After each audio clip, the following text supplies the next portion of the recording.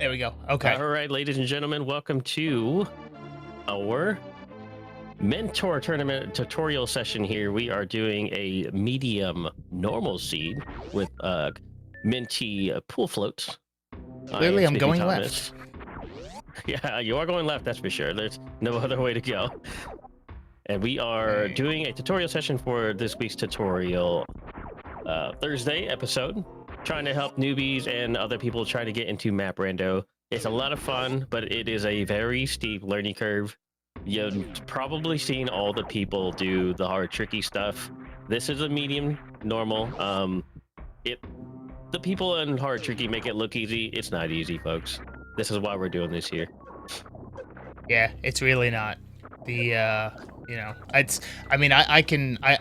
not terrible at Super Metroid, but as soon as you randomize the maps, yeah, forget about it. Yeah, not even just randomize the map, randomize the items in the map, and then you got strategies for in-room strategies, you got cross-room strategies that require 1 or 2 more rooms to get through. It's pretty tough. Right now, I'm just trying to pick the right one that's gonna get me morph or get me just the correct path to go. I'm trying to avoid straying too far. It's one of those things, it's iffy, because if you stray too far, you feel like you might not be going the right way, but it's just as likely that you are going the right way that you're not. When you're in a big hub like this, it's usually good to do something what I call a breath first search, technical term. But basically, you just search all the doors around you first, see if there's anything around you immediately. That way, if something tragic were to happen, let's say like you go in the bottom of Mickey Mouse and you get bopped by the viola and you take a nasty reset, you're not too far away. For those who are a little bit more experienced, a little bit more confident, some people will just go ahead and go deep down on the deep side of the pool. They'll just keep going as long as they can and end up, sometimes that's the correct answer. So right now we ended up with what looks like grapple, right? Got grapple and missiles so far. So now what I'm trying to do, there's more. Okay, so I know that's not in logic, but I'm going to try to get that. I'm just going to get a little health first. So I do know that is not in logic without space jump or spring ball. But I am going to try to get it. Just want to have a little more health to. Now the problem here is usually I have no problem with these crumble blocks. But because I haven't been able to save yet, we're going to see if that holds true or not. Now, you're not too far away from where you started, but at the same time, it is still on a little reset. We are already 3 minutes deep. All right, so... Now, get back. Yay, we got it. There you go. Nice All right. job. Perfect so way now... to show how to break logic. Yes. So now the question is, in my mind, I'm wondering, where am I going to find... space jump or spring ball to get me over there? Right, that is definitely going to be what it's going to be. That's definitely going to be the next step, and you'll find those pretty quickly. However, because you already had that, a lot of people might be tempted to go ahead and use that newly found morph ball to just progress, knowing if they're confident they can get away without space jump or spring ball. However, in this case in particular, spring ball can be used for some underwater movement later, so it's something that you can't really overlook. Ooh, okay. Ooh. All right. Always hold angle through the doors. Always hold angle through doors, just in case it's water. Okay. We'll be talking a little bit more about that later. Let's see. I can go down here. So I know this won't be my progression, but this could still be something of interest. So while I'm here, take a quick look. Well, I mean the item over here won't be my progression because of morph. It's power bombs.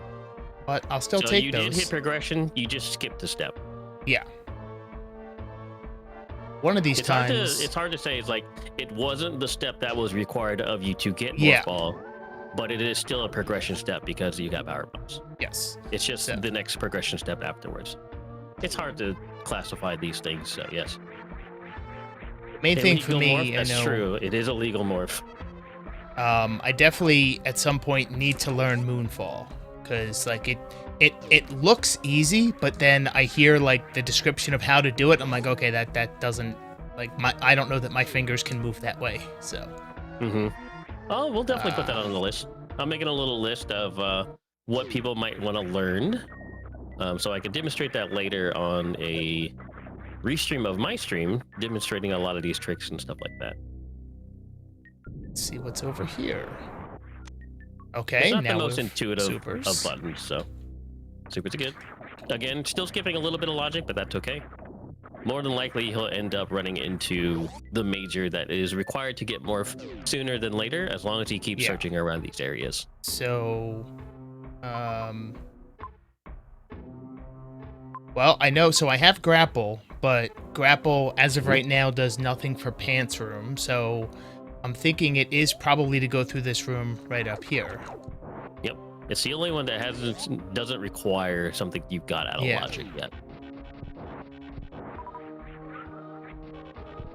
And with any luck, it'll probably just be a dead end to spring ball, and then you'll be right back on track.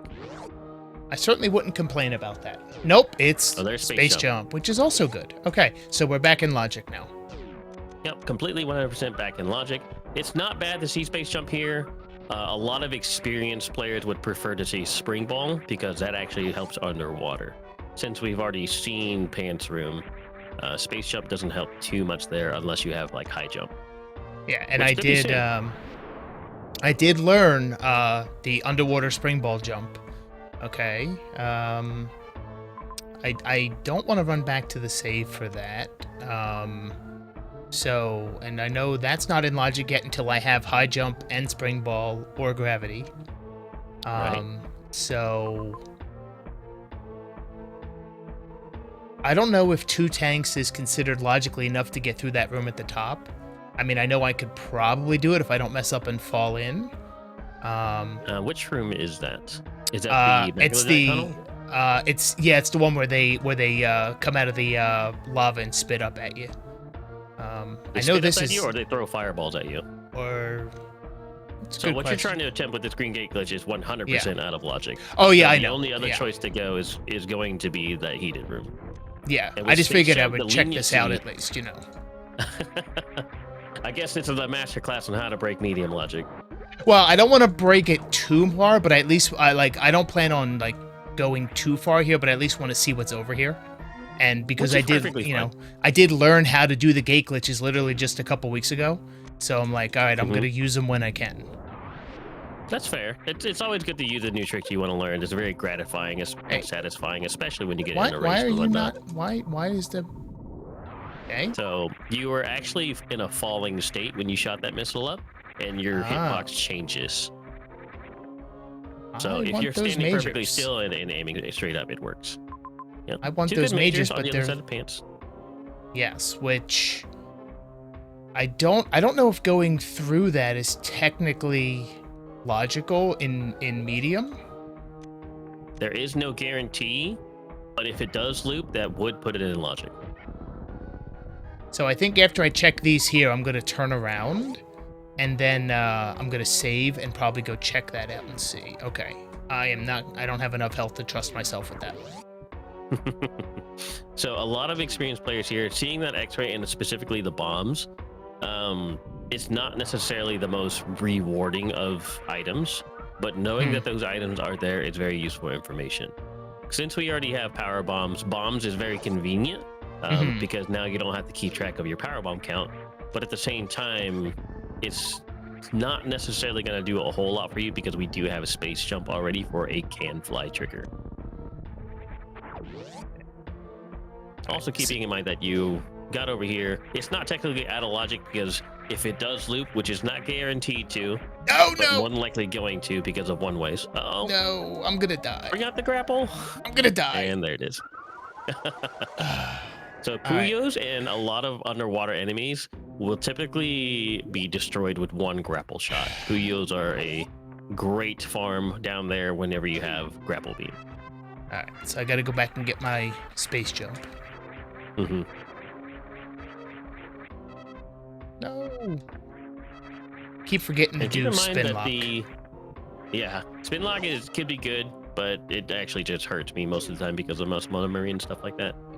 The thing I want to point out specifically for these settings is this is a medium normal, which means that majors are going to be more freely accessible, but that doesn't mean that you're going to require every major to progress in your logical steps, because it's not like we're playing a no logic seed where, oh, every item is just randomized to whatever willy-nilly the seed generates. Yeah. There is still logical processes to this.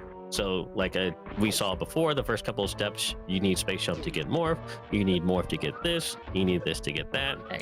So there are still logical steps, but because it is a normal seed, you might be tempted to see, oh, there's bombs, maybe I need bombs for something very specific.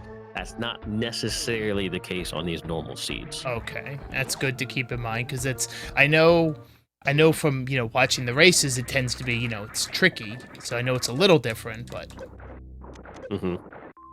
just wanna that's why I wanna. It's one thing I'm trying to not do too much, even though I know I already did it several times in this. When I'm playing Map Rando, I try to not break logic too much, only because I tend to do that a lot in A Link to the Past, and pretty much always punished. So there's just so many checks in A Link to the Past, though. You got like 100 checks in this game. You got like what 270 something in that game. 216 in vanilla. So yeah. Oh, 216. Okay. Yeah. If you play with no extra settings, then yeah, it's 216. Okay. That makes I'm going to sense. save here just to not risk that happening again. That's fine. I saved early, but I didn't save often. I was about to bring up WX. Yeah. Favorite quotes. Save early, save often. Yes. I did one, just not the other. We actually had a similar problem. Not as bad as, or this isn't as bad as that problem, but on last week's episode with Nito SM and Darth Josh, their first save, or maybe that was a tournament. It might have been a tournament race. The first save actually was in a whole different zone, so they didn't actually see a save nearby at all, and that cost them a lot of time. I think that was a tournament race. Let's see. So this is the room that this was here. With space jump, it does take out a little bit of the heat leniency, or increases the leniency, because you get to keep the speed a little bit, but because the enemies are still in there, you might get bopped a little bit. Yeah. But this does look like it would be the next logical step. Gotta be very careful here to not do that. But thankfully I saved this time, so. Yep. So I'm assuming... it does expect you to use some of those ammo to just take out the Violas. That's what I was just thinking that I should have been doing. The Violas can be taken out, and the Maglodites themselves, the flamethrower guys. If you shoot them with a super missile or power bomb them, they're also vulnerable to those. Because I'm pretty sure this is the only, as of right now, potential logical route, since it's not guaranteed that Pants will loop around in an accessible. I'm just gonna reload it, because if I fall in the lava, I will not be able to get out quick enough, and I will just lose way too much health. Yeah, and you'll get fried. Yeah, a little deep fry. Now, because we saw Pants Room from the backside, and we saw the one-way loop from the top of the Quateria Pirate Shaft, it is about, probably in my personal experience, not scientifically measured, but about an 85% chance that is going to be the next logical step to do, or it is in logic, I should say. Because we're in normal, I can't say it's a logical step, but I would say Pants is in logic at this point, because I think we have seen two one-ways. Yeah, we have seen two one-ways, and the exit is safe. I just gotta not fall in the... Yep. Perfect. You got it. A lot of people just try to jump and shoot straight down, but you did it the perfect way. Angle shot the block and just do a spin jump into the left, and then you'll make it every time. Okay, my supers are in logic, so this... Okay, and this is fine. And this is all just a one-way, but we already know it loops, and you're perfectly safe. Yeah. Okay. It's reasonable when there's only like a 1 or 2 tile gap between two one-ways. It's reasonable to assume that it will loop, because in a non-wild map layout, so it either, I forgot the standard layouts or non-wild layouts, your loops aren't going to be very, very long. Gotcha. Okay. Only in wild does the loops end up going for So what seems like light years away. It could be atrocious, but in non-wild, they're usually pretty solid, and that's why we use it as a standard in hard tricky races. We Gotcha. don't want to have massive loops. Oh. All right, so I think now I am going to go to the left here.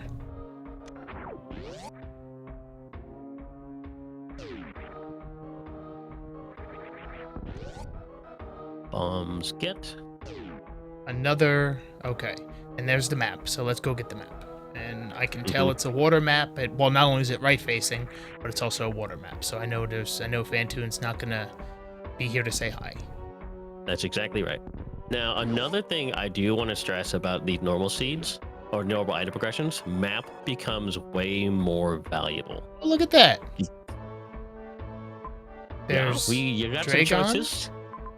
Well, I think so. At first sight, I see the major up top, so I definitely want to go for that.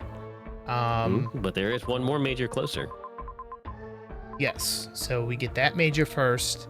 I think now, and I could be completely wrong here, but I think there's a really good shot that one of these is Gravity or Varia, just because of all the heat and all the water that we're seeing on this map so far. We haven't seen too much water, honestly, and you do have Grapple and Spring Ball already, so that means to me that Gravity is not going to be likely. Varia, on the other hand, could be likely, but at the same time, I do see about 4 to 5 E-tanks on the left-hand side. Or high jump, because now I can get through, with high jump, I can now get through G4. Yep, now you can get to the top of G4 elevator. Yeah. That is one of what I thought was going to be happening next. But yeah, so the high jump to get through G4, the E-tanks to get into any kind of heat at the moment, because I didn't see any long stretches of heat. I think we did not see Ridley either, so I don't think Varia is going to be around for a little while. Oh no, Ridley is here. Oh wow, okay, yeah, never mind. Yeah, Ridley is here.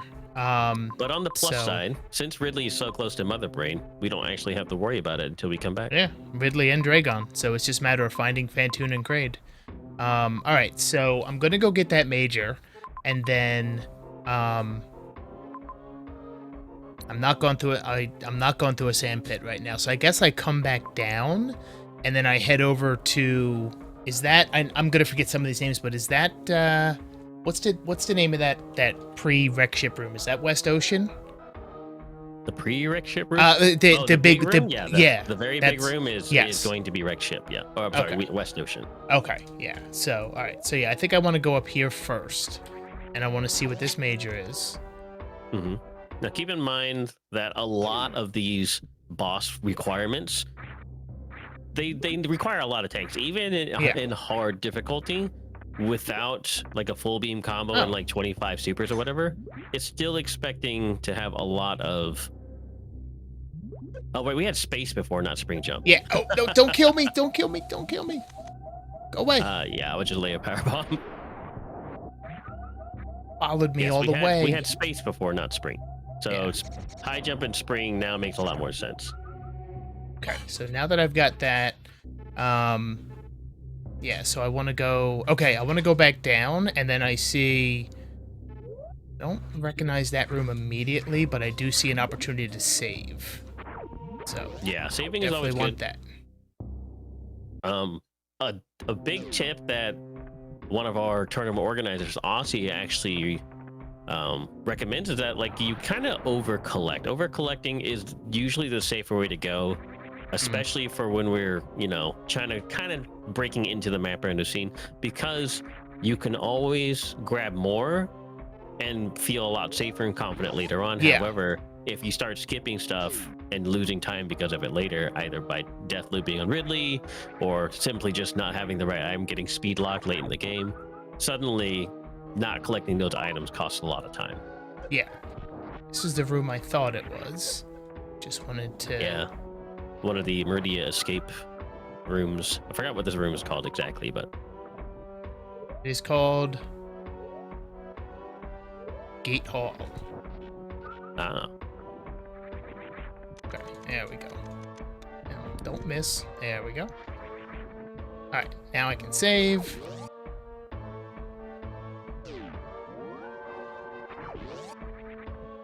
We have an official save, but at the same time, This is one. This is. back.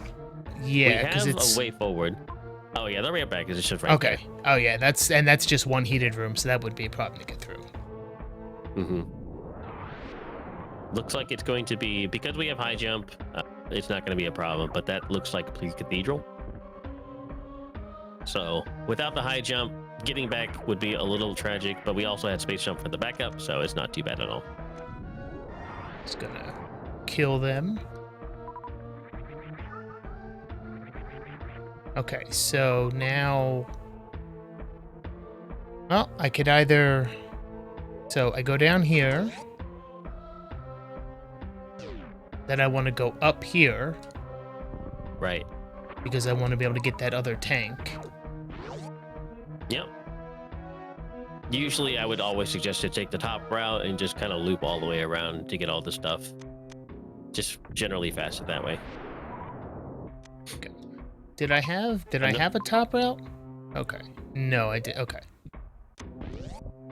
Did you have a what? A top out? Yeah, no, I was just making sure I didn't miss a another option.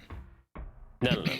You are on the top route, so you're doing as I would have recommended. But you seem to be pretty experienced about this logic and stuff like that, the flow of the map rando and how to proceed. I watch a ton of races. Yeah. Yeah. So you have some randomizer experience already. So a lot of the randomizer logic and paces and flows are going to be fairly similar.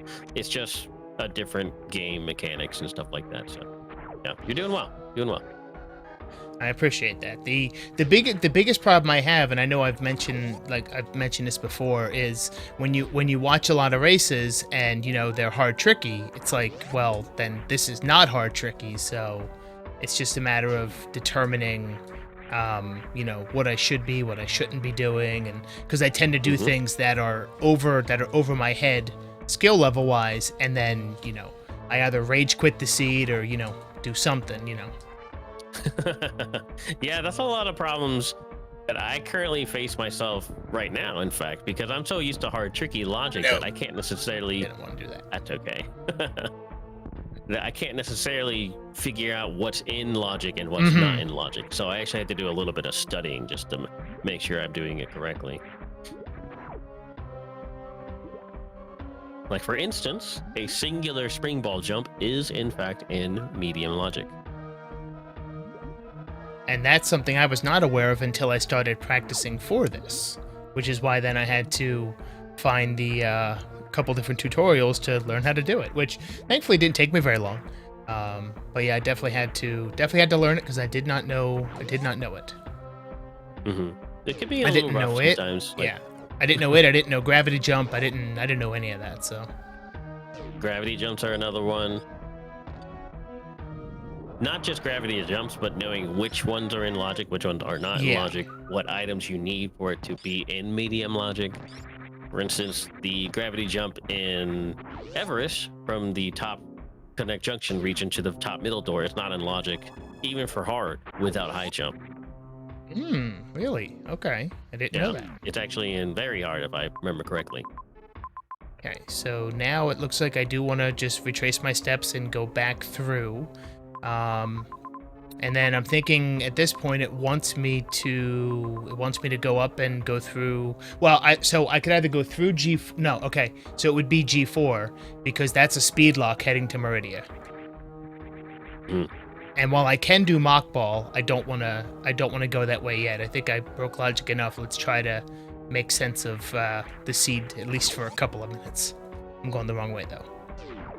Yeah, exactly. And another thing about bombs, especially for beginners, is that having bombs means we could be a lot more loose with power bombs. And in those rooms, for instance, like we saw in the party room earlier, even though we had enough health to just tank it, using a power bomb to just clear all the enemies out is going to be very, very beneficial. That saves you health, saves you time, saves you a lot of frustration. That and the Maglodite tunnel as well. Plus there's a bunch of other places that you can use power bombs to either can hitbox an enemy to run through them safely without taking damage, and so on and so forth. Power bombs are just in general a pretty good item to have and to spend. Definitely appreciate having high jump there, because even with space jump, it's just a little bit easier when you have high jump. Yeah, it's a little faster, a little more convenient for sure. That's why high jump is very, very one of the items that people prefer to get first. Even in hard, tricky races, even though you have double shoot and you don't need high jump, but just very, very convenient.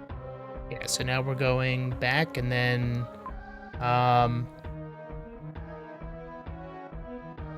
okay, yeah, we're going up here. And then I'll be going the correct way back through the green gate. That's right.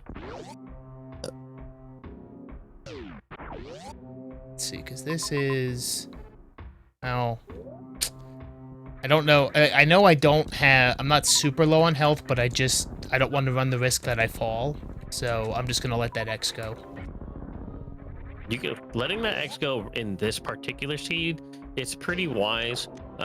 Because, one, you don't necessarily need supers to take out Phantoon or Dragon at this point, or Kraid, because you already have grapple for Dragon, okay? Yeah. On the other hand, if that is a super, you can always just grab it on the way back to Ridley and Mother Brain. That's true. They're both over here. There we go. Plus, you don't really necessarily need the power bombs because you already have bombs as well.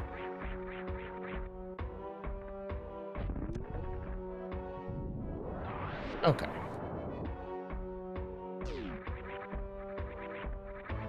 Now we get to go spring ball jump.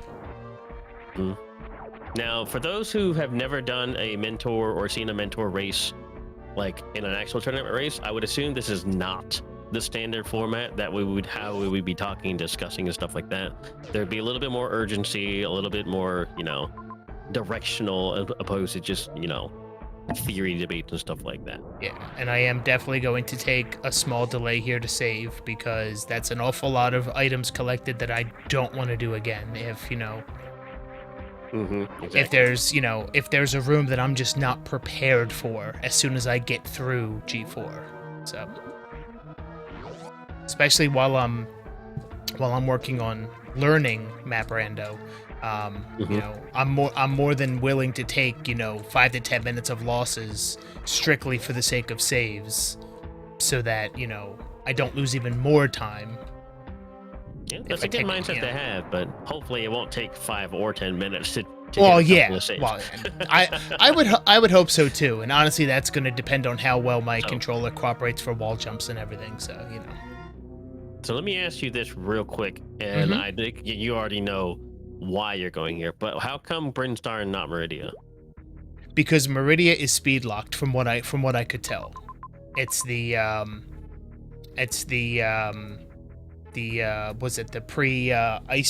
pre-ice beam room in Norfair? It is the pre-ice beam gate.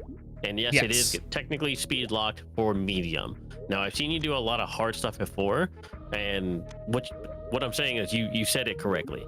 It is technically speed locked on medium, but not for hard. And that's something I wanted to point out for people watching this. You'll see people on hard tricky races go directly in the Meridia right away, but a mock ball is not in logic for medium. It is a hard trick. So technically Meridia is out of logic for this seed. Yes, and I can do mock ball, but I'm just I'm gonna opt to not do that right now. All right, so the map is. All right, I'm gonna see if I can. I'm gonna open that up and then try to get some power bombs. I want to try to play for the map right now. So farming for power bombs always feels like the biggest gamble in this kind of game. Ooh, big pink. It's a good thing you did, because you need it. Yep. It's just like, how good is my luck today? Let's roll the dice and see how many power bomb I get. You get 1, you lose, you get nothing. Good day, sir. Yes, that sounds about right. Instantly. Farming power bombs. Shout out to Aussie 101 for doubling the drops of power bombs on all farms. Hey, now this is a left map, which means Fantoon could be here. So let's, I'm gonna go down here. I'm gonna check this door and see if we get to say hi to Fantoon. I'm kind of hoping we don't, because my suitless Fantoon fights are beyond terrible. But you do have a lot of tanks. Yeah, but he does a lot of damage when you're terrible at that fight like I am. So I'm gonna opt out of that for right now, especially because as of right now, I have to kill him to come back anyway, and I do want the map. But I would like to ideally try to find, something else that I can... What loadout are you comfortable with to take on Fantoon at this point in time? I mean, I could probably survive this, and I mean, I will, if I can get to one of these saves, I'll try it for sure. More than anything, it's just a matter of, I don't, if the fight gets out of control, because in terms of fast kill Fantoon, I can't do that. I don't like this idea, but at least I can get in here and save. Okay. So at least now that I have the save, I'll try it. Because even though they're going to be draining my health, I can farm it when I get out of here. Perfect. I do suggest, if you're having troubles with Fantoons, because Fantoon is going to be an objective and it unlocks the map, and the map is always close to Fantoon, I would suggest to make Fantoon fights a priority to learn, because it is so valuable. Because not only are you clearing an objective when you first see it, you are also getting that map information, because the map has to be connected. It might be a tragic connection like West Ocean, but that's a tragedy everybody will face.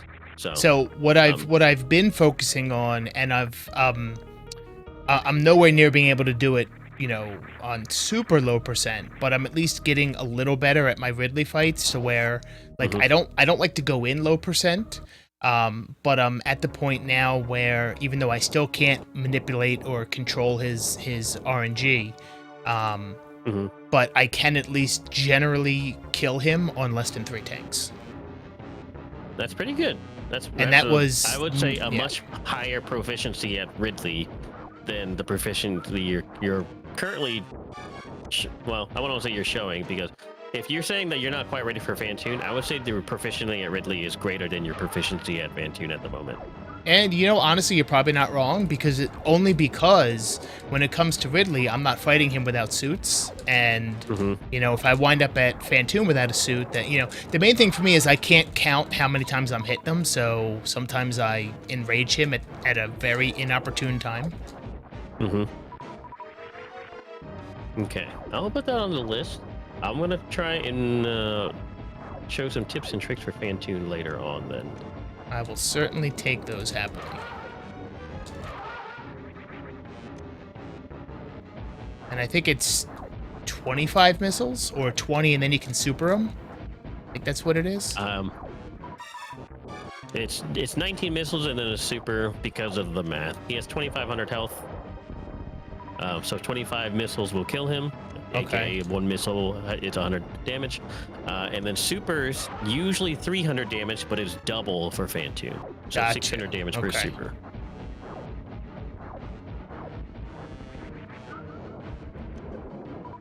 Yeah. Dang it. Stop it.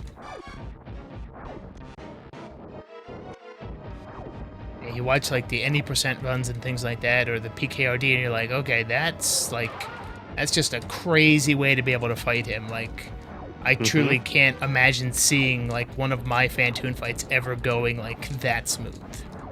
It's very, very tough. It really, really is. And I had the exact same mindset as you. Not even kidding. Not even that long ago. Maybe a year and a half ago. Even though I was doing a lot of Map Randos. But because Fantoon is so valuable, I took the time to really polish Fantoon. And now I've gotten on the cusp of being able to. I have successfully one-rounded Fantoon several times. Not in an actual run or a map or anything like that, but I have one-rounded Fantoons a few times. Gotcha. Okay. So like, it's just one of those things that like, the faster you take out Fantoon, the more proficient you get at it, the more valuable the return is on that. Because again, before we are doing, by the way, we are doing depth settings. So Norfair is at the very bottom. We knew we had to go up from there, which is probably why we stayed in Norfair as long as we did. Which is also why as I I was like saying- the fact that Norfair was the starting zone, because my god, great, it can only go up. You'd think that. But technically Well, to the top right of. I mean, of yeah. Norfair At least was you can't. At Meridia. least you can't go down. Okay, Exactly. so, there's another major. So I can, if I go back that way, I can get that major. All right, good. Mm-hmm. There's my not worst room in the game, most annoying room of the game, also known as amphitheater. And then there's wasteland. So thankfully those are dead to me. I don't have to touch them. No majors over that way. Okay, so I think at this point we go in. I want to get that tank, and then I want to go back, get that major, which I'm kind of thinking might be, well, kind of thinking might be a suit. Might be a suit or might be speed. It could be at this point, again, because we're on normal progression, it could be any number of things. Surprising lack of heated rooms might tell me that you could be getting Varia pretty soon. Okay. Because when you explore new zones, there's going to be a lot of heat. I also want you to keep in mind, this is kind of like a top level kind of Map Rando player kind of mindset, is that remember that we saw Meridia to the top right of Norfair, right? Yes.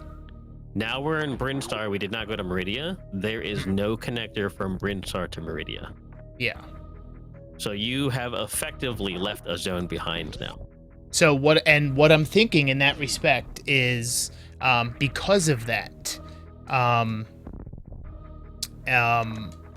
if this major is speed, then I would actually be tempted to go back to Meridian, knowing that it just unlocked by getting it. So Exactly. So that's what I would be leaning towards if this major ends up being speed. Right, exactly. And that's a really, really good way to think about it too. It's one of the things that a lot of people take for granted. It's like, oh, these guys, they're just so good at these guys are winning races because they're so good at Ridley, they're so good at Fantoon. It's like, no, it's not just that. They have It's the decoding the abilities. logic.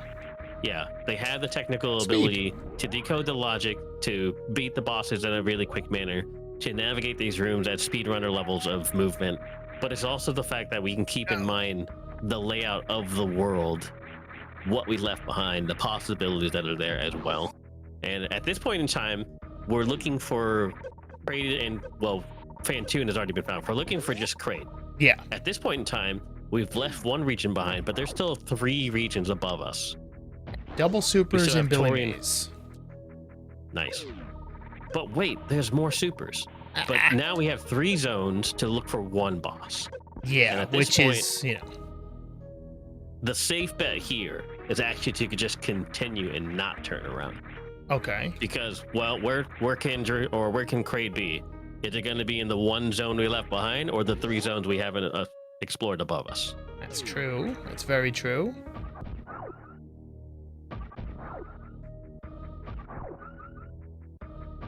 And I know somebody plays off the mindset of always choose whatever is faster, the possibility that could be faster, because if it is, you just win.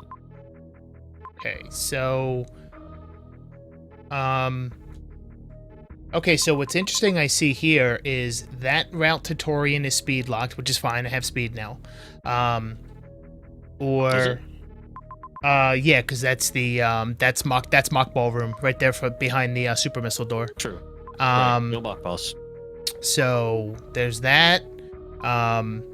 If I went up the 2 heated rooms, which I'm not a big, well, no, actually no, I can't go that way. So, because I don't know if getting through that room would be possible with the spring ball jumps. So I think, and even if that's logical, I think I'd be tempted to go over here to Torian, because since it is 2 T doors, ideally I'll be able to connect to that other side. I'll be able to get that major, and then potentially continue on to criteria if I need to. So, pretty good reasoning. Another reason that I would choose personally is that Hmm. on the top right-hand side, it's closer to where you are, Hmm. and there's technically a save somewhat close to it as well. So if anything tragic happens on the other side, you'll have a save. Opposed to going to the left side, traveling through the heat, traveling through all those rooms, getting up Main Street, which is, I believe, in logic because you have highest jump spring ball. And every one of those junctions only requires a singular high jump. So it should be in logic. Yeah. Okay. I do think that is. I know I've never done a springboard jump to get through it. Yeah, every single junction over there only requires one single spring ball jump, so it should be in logic for medium with the loadout that you have.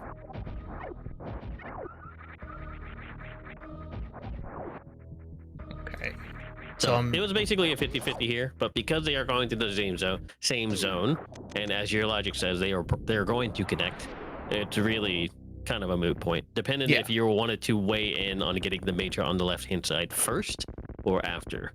I mean, the major is definitely tempting, but I think for me it's worth potentially delaying that delaying that major, in order to just get to a new zone and see, you know, maybe the map is going to be really close to this door, or maybe it's close to that one, so I start working my way that direction anyway, and maybe I blind into Kraid, maybe I blind into, you know, some other important major. On the flip side, though, if that major is, and I'm not saying it is, it's actually a very low chance of it being Varia suit. But if that suit is in fact Varia, that is one of the prerequisites for taking on Ridley. Yes. So checking those majors to find a solution to Ridley could be faster, but it ended up being a good choice going this side because that map is closer to this entrance. This one? Okay, no, it's up the elevator. And it's not going to be the heated elevator. If I had to guess, probably the Kraid elevator. Oh, nope, it's not. It's the, I think that's the Norfair elevator. There's no caution tape to the top connection of the heated elevator because it's only one room, and it's expected of any level to be able to get out of that room before you take. Oh yeah. I was thinking oh no, never mind. That is the elevator. All right, let's see what's down here. Yeah, we already found the heated one. Oh look, screw attack. Okay, good. Now I can jump through enemies. I like that. Screw attack, a very, very convenient item. That I don't like. Well, and what do you see around that would let you do that safely? So technically, I'm actually pretty sure that's in logic because of the number of suits I have. So I'm gonna go save over here in Bubble Mountain, and I'm gonna worst case sack for the map. Yeah, worst case sack for the map. But yes, with this amount of tanks and screw attack in particular, yes, it should be in logic. Because I can definitely get there. I don't know that I trust myself to get back, but that's what this is for.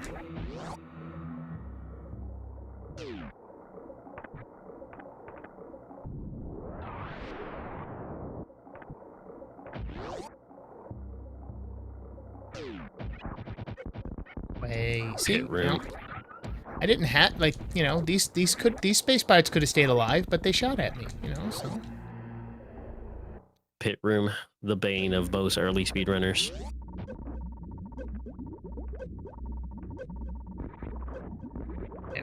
Okay. Yeah, I knew it wouldn't be difficult to get down here. It's just a question of whether I'll, you know, get back up cleanly. Okay. No, we're not going through... Oh, thank God. There's worst room in the game. Not touching it. See you later. Okay, so... Seems like a lot of the big heated rooms are actually just not a problem for you. Yeah. Alright, so it looks like we are going to be going... We're going to be going left. I'm going to loop through that heated room to try to get that major. And then head to Brinstar and get the other ones. And then start working our way to Criteria. Yep, because the majors remaining to you are just beams and suits. I am going to grab these missiles, though, just because I can't... Everything. Well, so I can't Zeb skip, so I do need missiles. Mm-hmm. Okay. We can go through Zeb skip afterwards, then. I definitely do want to learn it, But at least for now, in my current playstyle, I do make sure that I grab missiles. Gem skip is essentially just a giant knowledge check. Do you know how it's done? If you do, it's not hard to perform. I have heard it explained several times. I've watched a bunch of the the tutorials when Oates puts them up on YouTube and everything. So I've watched them. It's just a matter of trying to piece it all together. Now, here's one thing. Now, I know absolutely nothing about the an implied bias or whatever, or a generation bias. But I've had so many instances where Spore Spawn is connected to that room. He just seems to love being in that room. Oh, the room you just left? Yeah. So many times, oh, let me see what's up. Oh, look, it's Spore Spawn. It's true, but at the same time, the amount of vertical doors versus the horizontal doors are so small in comparison. That's true. It just seems it's just gonna happen more often. Yeah. But yeah, a little bit of confirmation bias. It could be anywhere, but at the same time, there are some up doors or that just cannot go there because of map layout and stuff like that. Yeah. I do want to try to. Okay, that's this room. That's fine. I can fall down afterwards. There we go. All right. I will take the save just because I'm here, and I don't want to run through that again. That was actually that room right there. That was actually the room where I learned the green gate glitch. That was where I first pulled it off. Chose a heated room for your first green gate glitch. I would suggest Green Hill Zone. That's one of the more useful ones because there's a guaranteed item in that room. Yeah. So funny enough, I learned the green gate glitch before the regular gate glitch. I got the green one first. It's essentially the same though. I don't know if it's just a matter of the way that the supers fire a little differently, but I just was able to pick that one up a little easier. Now, they are actually identical. From my experience, and a more expert person would be able to correct me if I'm wrong here, but it's not the type of projectile that you shoot. It is actually the starting location of your projectile. Gotcha. And if it's past the gate, it will travel through the gate. Ow. So it doesn't matter if you shoot a missile or a regular missile, or even I think even a beam shot might be able to do it. But I think for the beam shot, it's a little more difficult because I think the beam, for some reason, I think the beams start deeper inside Samus's arm cannon. So it's like harder to do it, but it can be done as well. Hey, charge. Okay, so now if we find plasma, then I'm good on ammo. There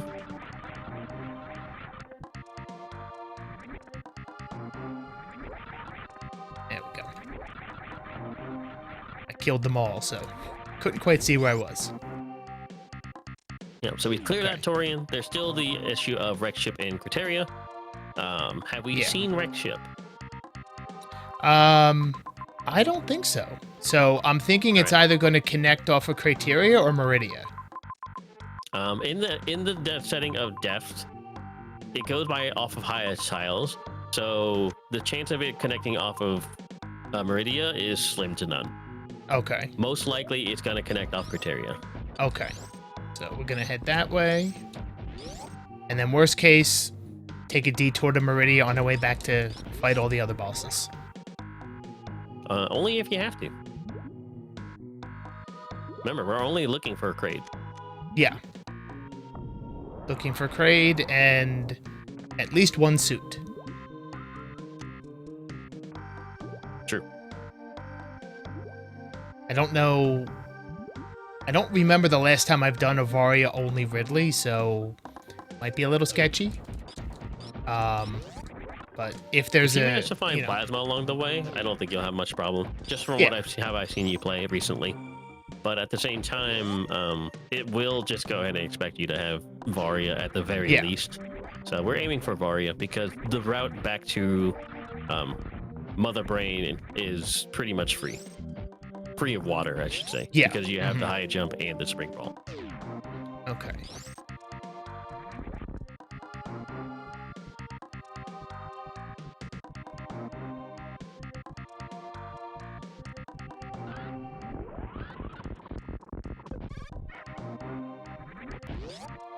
Alright, so let's see what we got with criteria here. Oh, we got the toilet. I was wondering when that was going to show up.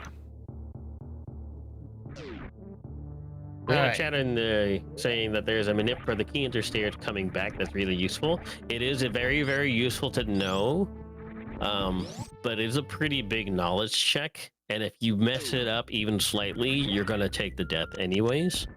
So for a newer runner, for the mentee tournament, I would actually suggest not really focusing on learning that strat unless you really, really are interested in wanting to learn it. Things I would suggest for a new Map Rando runner to learn most, Fantoon, boss-wise Fantoon, because it's the most useful. And then also just myriad tricks of like cross-room jumps, gravity jumps, stuff like that. Yeah.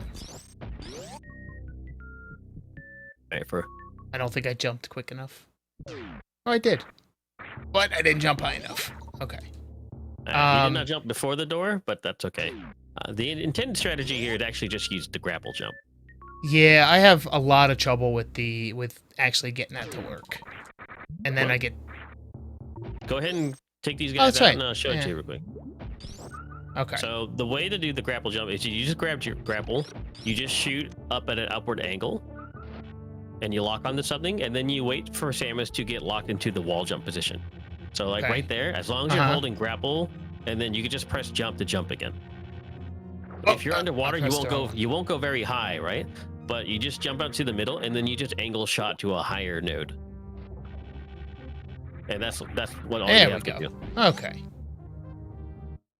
I'll go ahead and mark that down. Yeah, that's definitely that's something that certainly sounds simple and wasn't that difficult, but just trying to get my fingers to do that is, another story. And there's great. Yeah, it's perfect. And Green Hills. We are on the victory path. We do want to maybe dip into wreck ship anyways to look for suits. Yes, I do. I do think, however, I'm still going to go kill Kraid first, though. Yeah, absolutely. A lot of these tech that you don't see very often because higher level, higher skilled runners almost never use them. It's not as intuitive as people might make it out to look. They just make it look easy. And once you grasp the concept of it, you'll basically never forget it because it is easy. It's just a knowledge check. Yeah. And if you don't know, you just don't know. See, like this one here, for some reason, I tend to, if I'm not careful. Actually, part of it could be high jump boots. Let me slow down my jump.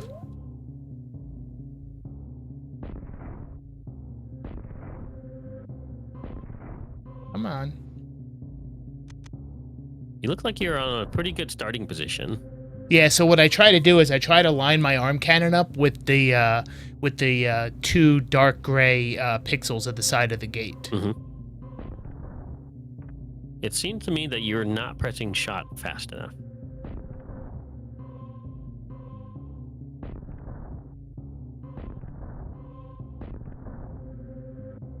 I don't know why this one... I tend to struggle with this one more than the green gates, and I don't know why.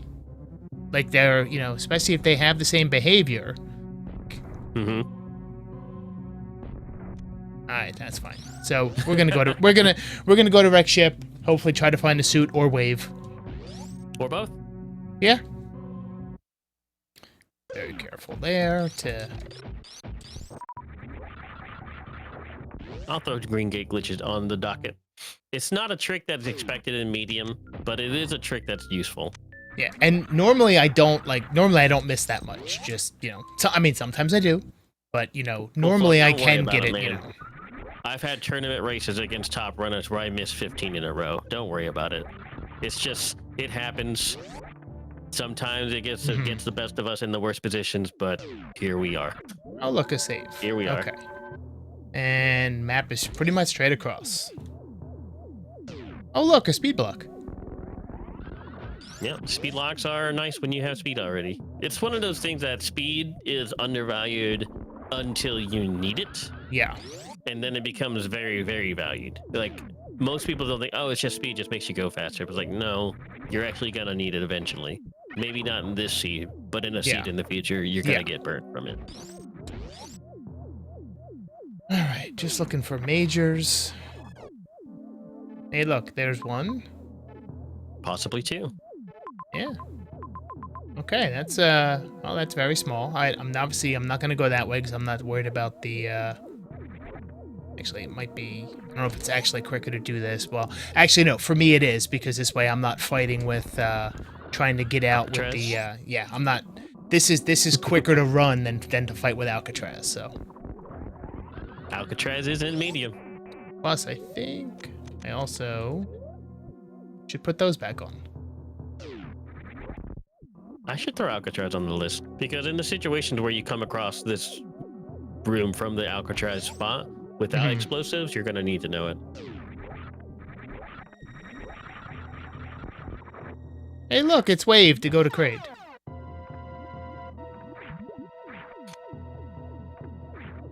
Which means at this point, I think the suits would pretty much have to be in Meridia. I don't think we skipped a single major. Oh wait, you can actually do this. I think you can just do this with a jump, right? That is correct. Yeah. The water turnaround is a little ridiculous, but yes. There we go. Crouch jumping down grab is, I think, a hard tech, but in this case, you would spring ball jump out. Again, just a knowledge check kind of deal. Yeah, and that's one reason why I do, like, even though, now, I have Wave, but I also, when I have the opportunity, I'll still try to do the gate glitches just because it's, it's trying to get more consistent at doing them. Definitely. Because, eventually Go ahead. Yeah. Again, it's one of those things that if you get the map and there's like 3 majors on the other side of the green gate glitch, yeah, breaking logic is 100% worth it. Yeah. But if you're blind, I don't suggest it.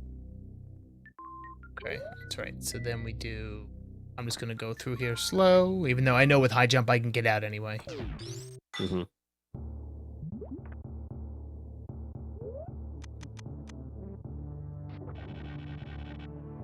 Oh.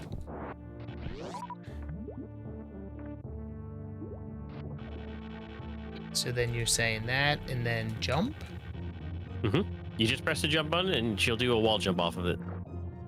Okay, all right. So I didn't realize when you let go, she continues holding for a couple of seconds, and you can do that. Okay, because I kept trying to coordinate. I kept trying to perfectly time pressing, and I was doing it in the wrong order, and that was leading to me dropping off instead. So okay, so that's one of the things where my fingers were just not coordinating it the way that they needed to be. And I'm actually unsure if you need to be holding away from the wall jump. Like, you actually need to be doing the wall jump input while you're hanging on the wall with grapple. 4 supers, okay. Was there anything? Nope, that's just Mickey Mouse with some regular missiles. I'm not going in there for just regular missiles. Now, the funny thing about the Kraid quick kill, I have yet to do it once in Map Rando. However, I was doing a quad rando, which is M1, Super Metroid, and then Zelda 1, Zelda 3. Right. Totally messing around. Had no idea what I was doing. Nailed it.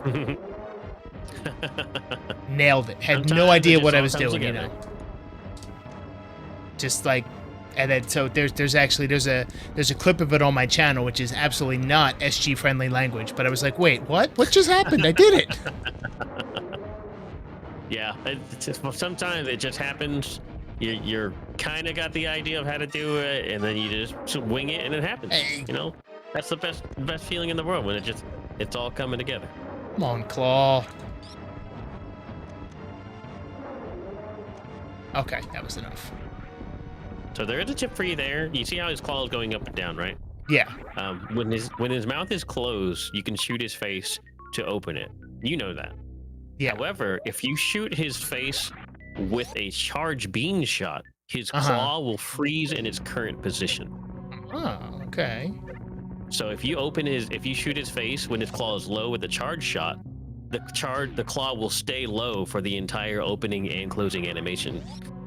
Therefore not blocking your ammo. I did not know that. Yeah. It's one of those knowledge checks again. And it's actually the backup method for the Kraid quick kill. So I put that on my list. We'll go over that later. Okay.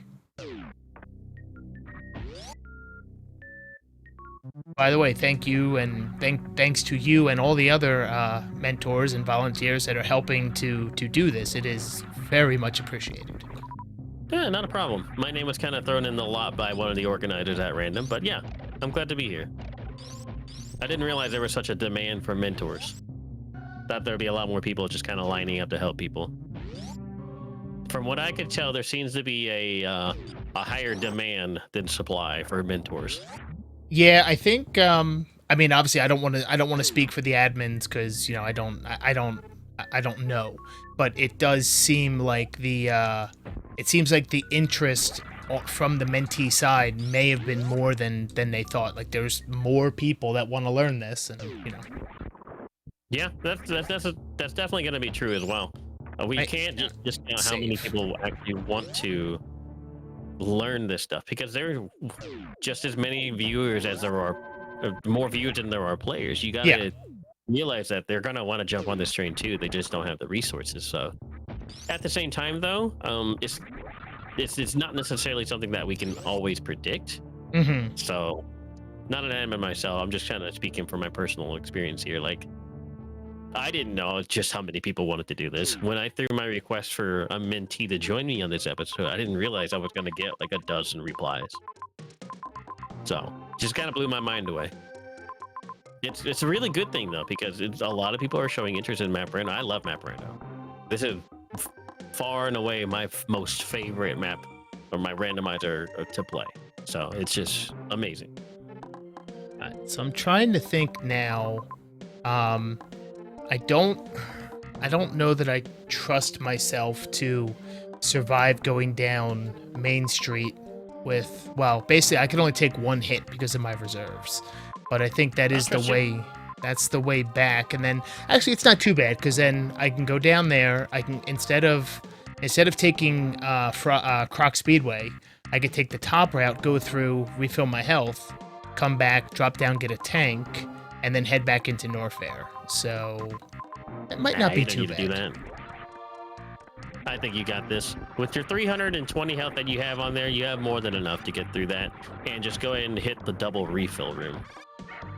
Was that a double? Mm-hmm. At the end of yes. Okay. Sorry. Yeah, I looked right past that one. That's why I was looking at the other refill room on the other side. The main thing here is I have an amazing talent to just land right on one of the fish. Like that. That one? Yeah, like that. That one's a fish that'll always get everybody. You have to land on the ledge before it if you don't have gravity or screw attack. I would keep your grapple beam out, though, because grapple beam will take out the crabs in one shot. I think just gotta wait for the fish, but I think I'm safe now, at least for that. Okay, so I don't know that At this point, I suggest just going into Croc Speedway, go into your auxiliary channel, auxiliary page, and just fill up all your health. Because you only need about 1 E-tank to get all the way down there, and you have equivalents to almost 3. Okay, and worst case, I have the save right at the top with Crate already dead, so it's not a huge deal.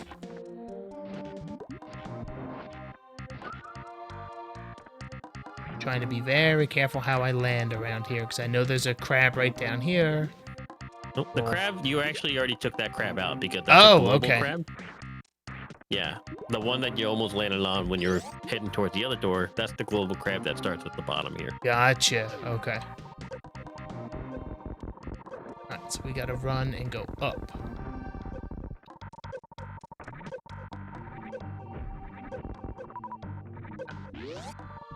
There we go. Plenty of help.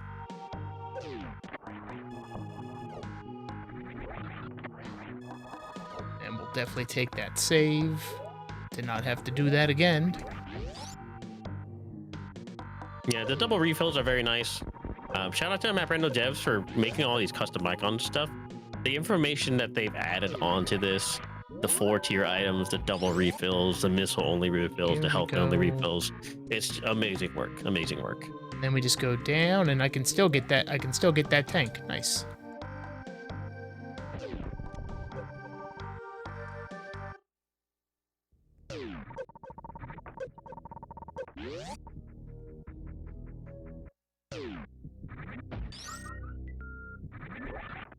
Alright, so then we go down. And yeah, Mhm. we're heading back to It's- Norfair and heading to Meridia, it looks like. Yeah, just kind of a shame that both the suits ended up being hidden in Meridia. Yeah. Which is funny because you were talking about just going straight back to Meridia after getting Speed Booster, right? And in this case, actually might have been the faster choice because both suits were there. We Yeah. don't know exactly where they are in there, but we do know that they are both there. And Plasma Beam, it looks like. Okay, so to get there, we just go down to the heated room, which I can now get through no problem, so now I can at least have Screw Attack to make sure that I'm not going to take any damage while I'm hopping through it. Exactly.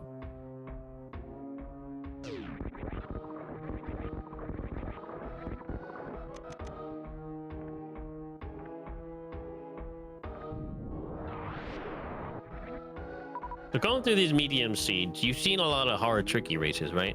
Yeah, oh yeah, What is the- hundreds. For someone who's actively participating, and you're in a mentor tournament as well, I take it. Yeah. What is the biggest difference that you've noticed as an active participant between medium, normal, and hard, tricky? Oh look.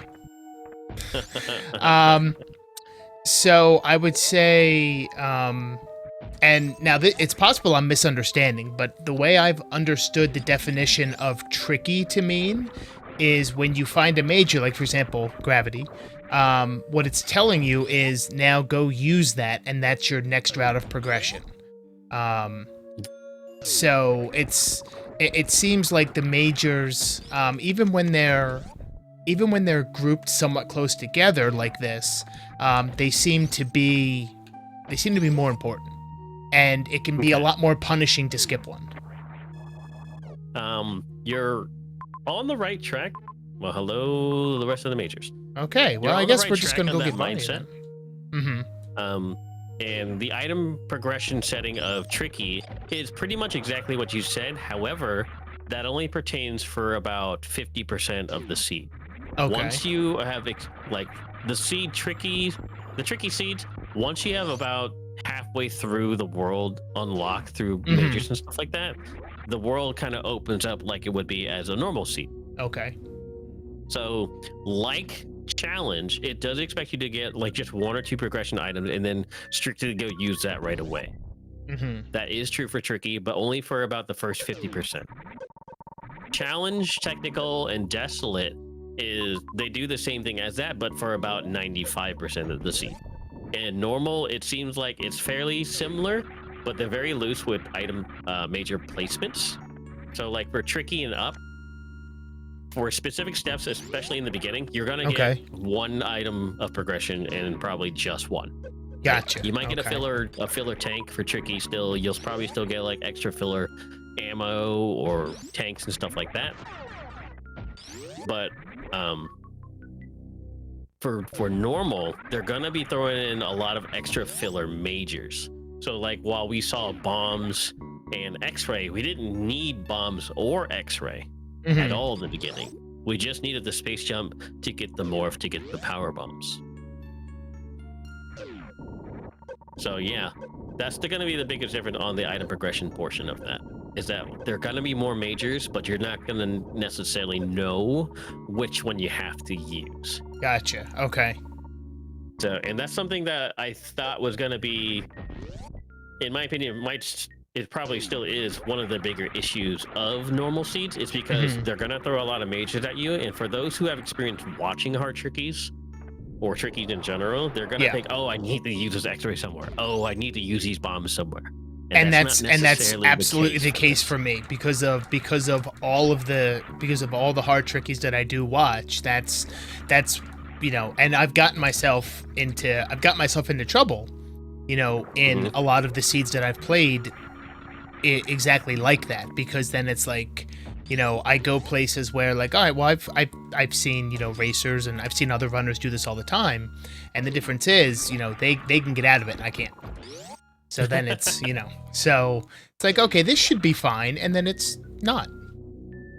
It's hard to watch players like Eddie, Nito, Aussie, Oates when they get themselves in these situations and they can just get out of it by the skin of their teeth. You know what I mean? Yep. I literally just watched Oates just the other day do a GT fight. He had no business surviving, and he did. It's just, yeah. They're examples of how to get in a bad situation and get out of it. But is it the right decision? Not necessarily. So, like in my case, one thing that I should say, I have two goals for when the mentor tournament concludes. The first goal I have is to be less bad. And yeah, I know that, and that definitely sounds obvious, but just to be less bad overall and be able to complete more seeds, play at higher difficulty settings, things like that. And then the other goal I have is actually, and I mean, it's still several months away, but Speed Gaming Live, when that comes back. In my case, what I want for that is I want to be able to sign up for the Map Rando Tournament, for one thing. And since I know there'll be a lot of people there that are well above my skill level, like I know Oates has already been talking about that he is planning to go back. So, and now granted that's an extreme example, but let's say for example, if I somehow got matched up against Oates, my goal would be have two bosses dead by the time he dot duns, that kind of situation. For sure. They're definitely good goals to have. Yes, okay. Excellent goals. So that's kind of like what I'm aiming to get. I can. Wow, I actually did that for a couple tiles in a row. Normally I can't. Normally I can't do that. So hey, you take the little things.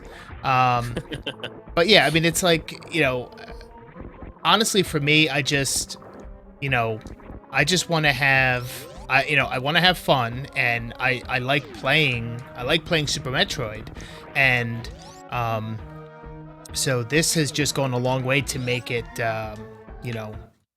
this has made it I know I don't have to kill Dragon right away, but I accidentally went to the room, so we're gonna take care of Dragon. Now that's definitely some good goals to have for sure, and in time the more you play the less bad you're going to get. That's just how it goes. For me personally, my grind to becoming a better runner was to literally run my head into a wall that is hard tricky until I got better at it. And the number of completed seeds in the beginning versus the number of incomplete seeds was actually about 50 and 50 when I first started. Okay. Because I would get frustrated, I would get soft locked, I would take a death, and I didn't know what to do. And this is something I plan on doing later, is I would crack open that spoiler log and walk through step by step what it wanted me to do and why. So later I will be explaining how to use the Map Rando website as a tool to learn, but also how to use the spoiler log as a tool to learn. Okay. And I think teaching people how to learn is the best skill you can teach a new Map Rando runner. Yeah, and that's honestly, that's the reason why, as soon as I heard about this this mentor tournament, I mean, I literally jumped at the chance. Like, yes, absolutely. Like, I want to learn. I can play Super Metroid, I can play Map Rando, but in terms of putting it all together, then that's that's the whole point. That's why I jumped at the chance here. So, all right, now Absolutely, I do not have a recent save with but Ridley. You do have a close save. But you'd have a save right there. What am I missing? The ship. The ship. The ship. Yeah. I was I was like, wait a minute, where do you see an S that's not down a long one-way path? Oh yeah, the ship. The most valuable save.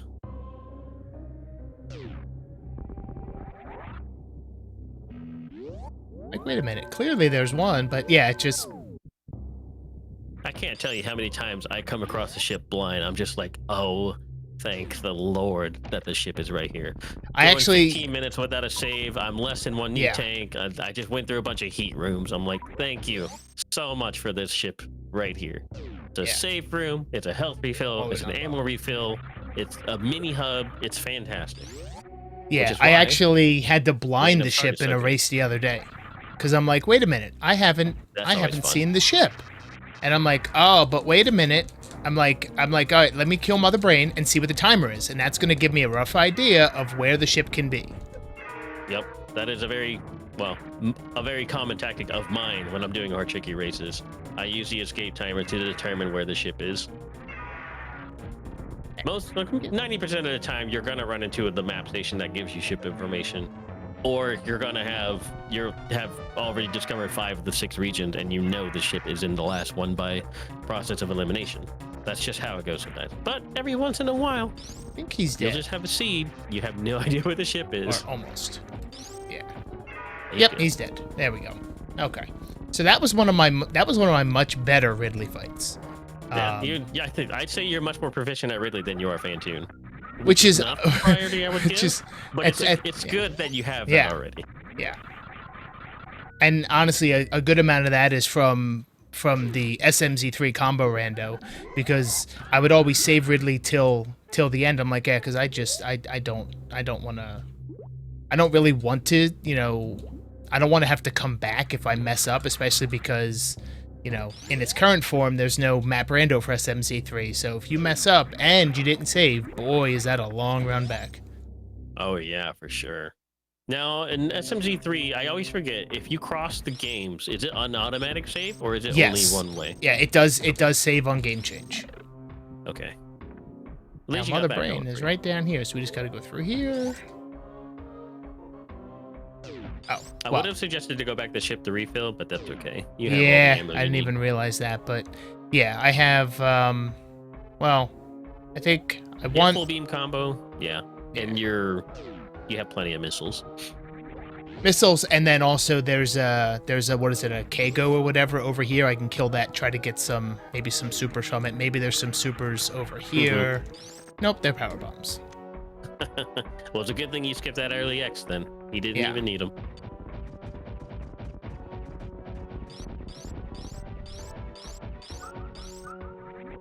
Okay. So now for Mother Brain here, is it in order to make the best use, because do I have enough to actually break the Zebs, or am I gonna have to refill? You're gonna have to refill. That's what I thought. Unless you want to learn some new tech right now.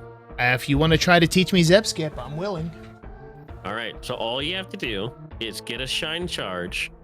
Okay. In this room you're currently in. Okay. And when you run into the room, run off the ledge, and as soon as you hit the ground, do an angle spark. Okay. Let's see if I can get it here. Yeah, this is a little bit of a tough short charge for newer runners, but I think you got it. Let's see. Well, I had it, Close. and then what? Oh, yeah, that's a rare thing on slopes. It's weird. Oh, damn! Darn it! Come on. All right, so my tip to you is to hold angle down. Okay, and that'll prevent me from using the shine spark. Yeah, when you're standing, jumping straight up with angle down. Remember, you have to be standing and not crouching. Yeah. It will actually prevent you from sparking. Well, maybe not horizontally.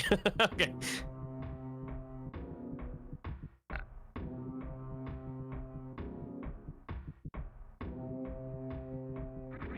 Would it make sense to also try to learn it just by freezing?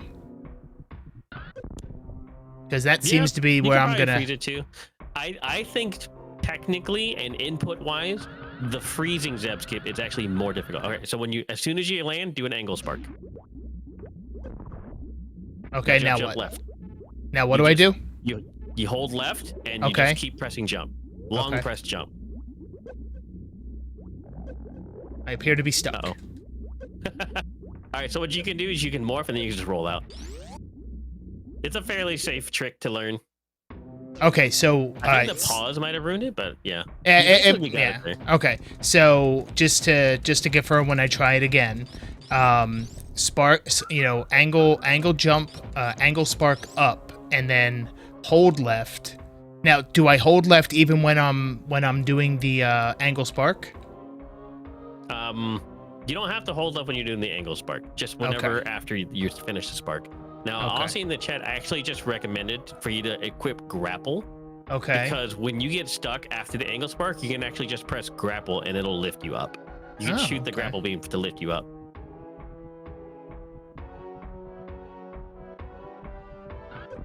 Ah.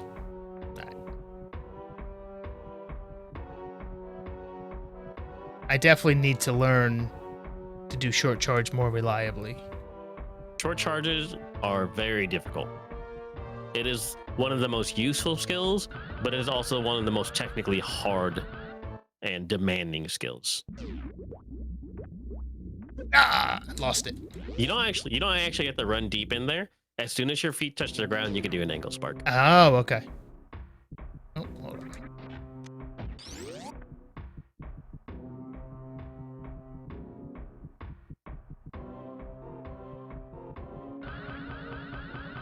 Good. Don't forget the grab.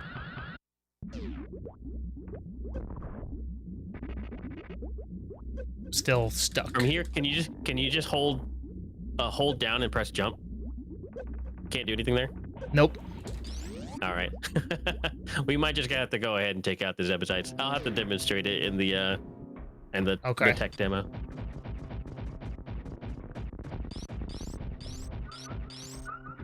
I'm sure I'm just pressing something in a wrong order or something, so. I mean, it's kind of a knowledge check again. It's what it really is.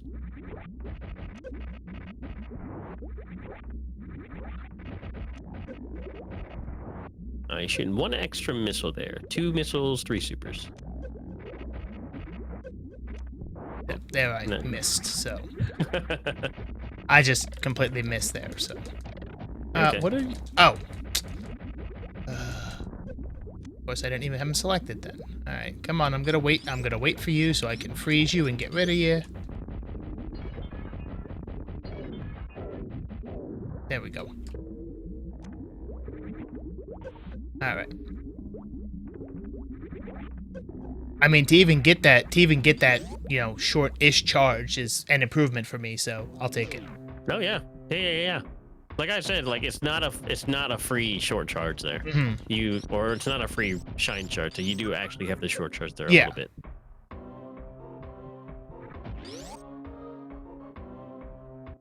And then how many missiles do I need to activate the next phase? 30. She has 3,000 health. Also, whenever you enter and leave Mother Brain right away, you want to jump out the door. Otherwise, that wrinkle will spawn and bop you. All right, there we go. That's almost enough. I know. She takes double damage, so that is enough, right? Yep. That is 1 missile extra. We're gonna do it one more time. We're gonna be safe.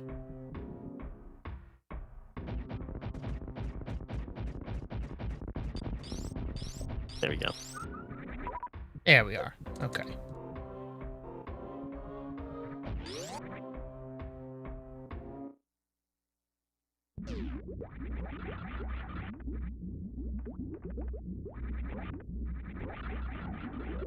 Have you had your first match already, or are you still waiting for your first match? No, I have not had one yet. Okay. I expect that to be this probably this weekend. To get the first one scheduled. I see. Yeah. This week was very, very busy, and I just wasn't able to squeeze anything in. I see. Let go of the. There we go. Wait, no, I'm letting go of the wrong button. Like, why is she not firing? Oh, because I'm letting go of shoulder, not fire.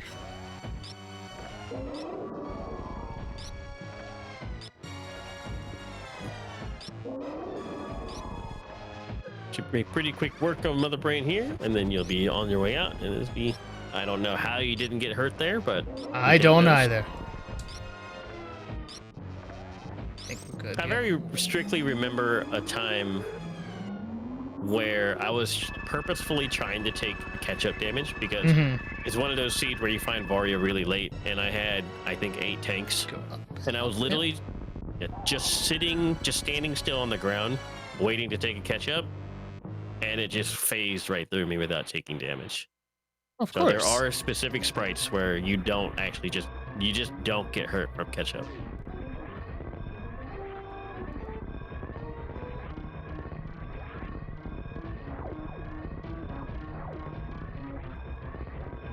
Honestly, the biggest thing I struggled with, because I have completed a few hard trickies, and the biggest thing with me was the escape, because with the timer being a lot less forgiving, it just... Mm-hmm. The one I did, which I know I see some people in chat who are in my channel frequently as well, and like the escape took me like 45 minutes because it was not only did it have a lot of complicated rooms back to back, but just like you make more than one or two mistakes and it's just nope, you're not doing it. Mm-hmm. Yeah, I get that for sure. All right, GG's. Oh, Not thank too you. shabby. Hour 25:43. I've had a couple sub hours, but this is definitely more in line with my average. Yeah, having any sub hours is actually really, really great. If I'm not even kidding, there, it's actually really, really, really, really good to have. Yeah, I think the quickest I've had was, I mean, barely. I think it was around 56 minutes, something like that. Nice, nice, nice. But it was one of the ones where I literally blinded into, I literally blinded into a full beam combo. Like, okay, I'm just trying to get the map here. Have charge, have plasma, have wave. Okay, I'm not gonna turn it down. Like I only had to look for suits, and while I was looking for the suits, I blinded into the beam combo. Mm-hmm. All right. So, in your opinion, how did this seed go for you? I want to like get your thoughts on it. Is it something a little bit more on like what you would call a normal medium seed? Because I don't have much experience in medium seeds myself, if any. So, judging strictly by the, let me see. I'm gonna take a couple seconds here to look at my completed Map Rando folder on my Mr. USB stick. So, let's see, sort by date modified. So since I started practicing for this tournament, I've generated 65 seeds. And this is one of only a handful that didn't have an early suit. Yeah. So, okay. I really appreciated the fact that I appreciated that this seed went as well as it did. With the extra safeties, you know, going out of my way to save a couple times. But I really appreciated that this seed, which not only for me for learning and for you to being able to, you know, to mentor me through it, but this felt like a good example to be able to show off on, you know, Tutorial Thursday, because the suits were literally super late. Like, you know, we had everything before I mean, granted, Gravity could have been earlier, but you know, like Varia was literally the last step. So, this felt like a good seed to demonstrate, and given where everything was located, this felt pretty good. It felt like a really good time, given how things were spread out. Like, you know, three bosses in the starting zone, and then you had to go one way for Phantoon, and then complete other way for Kraid, and then complete other way to get your suits. So yeah, exactly. Given the way it was spread, it felt pretty good. It felt like a really good demo seed. Yeah, it was a really good demo seed for sure. To really show off some underwater movement as well. It shows that you do know a lot of underwater stuff. You've seen what the pros can do, and yeah, you're really taking that to heart about what can and cannot be done. Whether or not it should be done, on the other hand, maybe a green gate glitch with only 5 supers. Probably not what I would suggest it. However, that did lead to a loop where you got bomb and X-ray. So yeah. We'll be going through a couple of those tricks again, just to make sure we kind of got it solidified down. But yeah, what were you about to say? And that's really what it is like. And you know, again, just to compare to randos I've been playing a lot longer. Like, you know, the Link to the Past, right? I've been playing for 8 years at this point.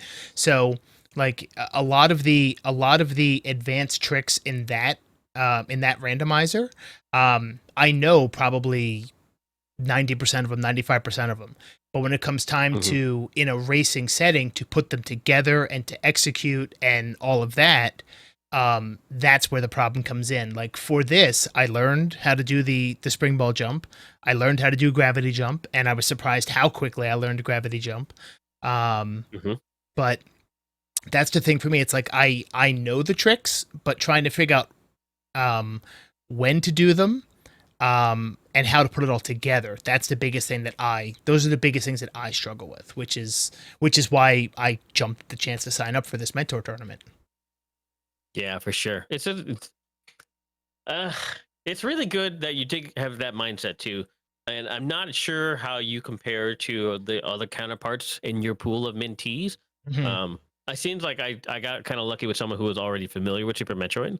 I do have to make sure and double check that I'm not kind of leaving anybody behind on this topic, any topic that we're talking about and covered today. So again, chat, if you guys have any questions at all, we will be covering anything that you guys want to ask me in my Q&A and tech and mechanics demonstrations in this next segment of this tutorial 30. But here we are back. Hello, Speed Gaming fans.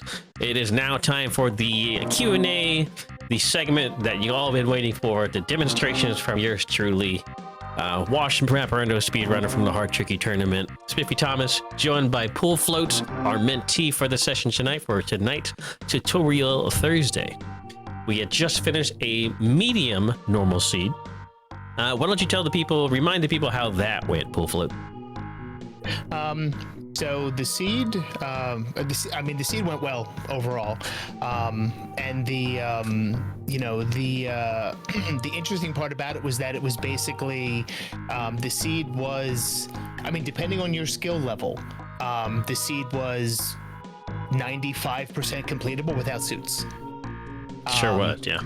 So, in my case, because so technically for a higher skilled runner, I had enough tanks that could have done, Ridley and Mother Brain without it. It was good to see a seed that challenged you to do so many things without a suit.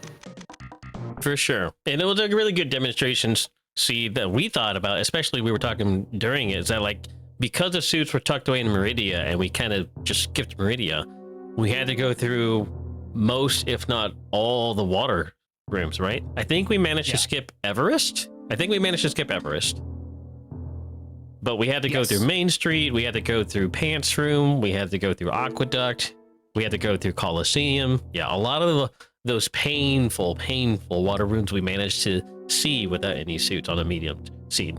And technically the suits were in logic before then, it's just that you didn't need them.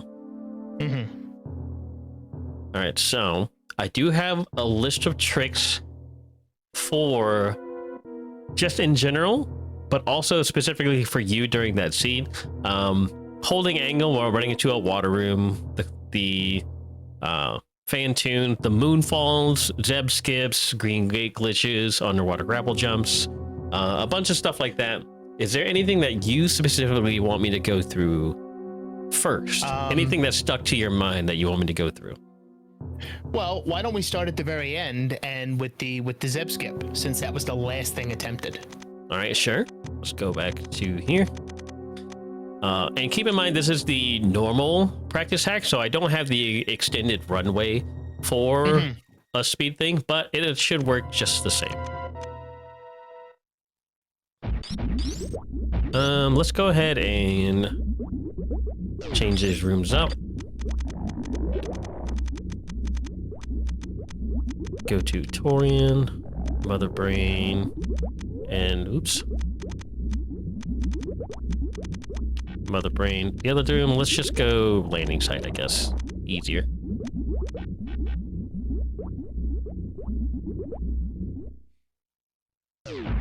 Alright, so for the speed Zeb skip, we had, in our case, we had everything, but we also had grapple. And for our particular case, when you get to the speed skip and you after the crash animation, you should be able to use grapple to kind of bounce your way back up. I'll get the speed here so I can kind of replicate what happened. Oh, look at that.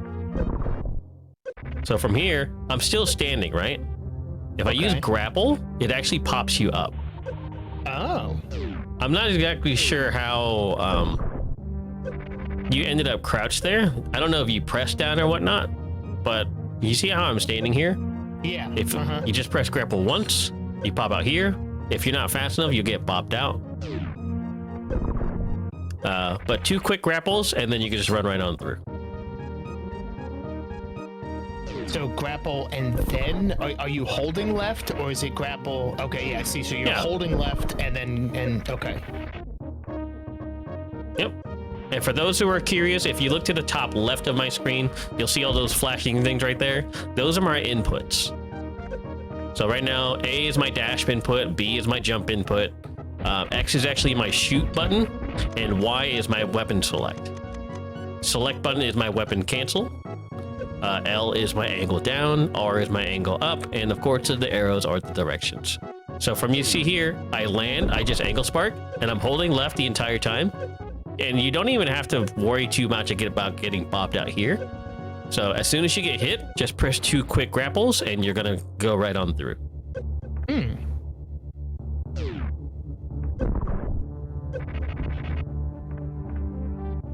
So you do the shine spark, and then you wait to regain control of Samus, and then you start using grapple.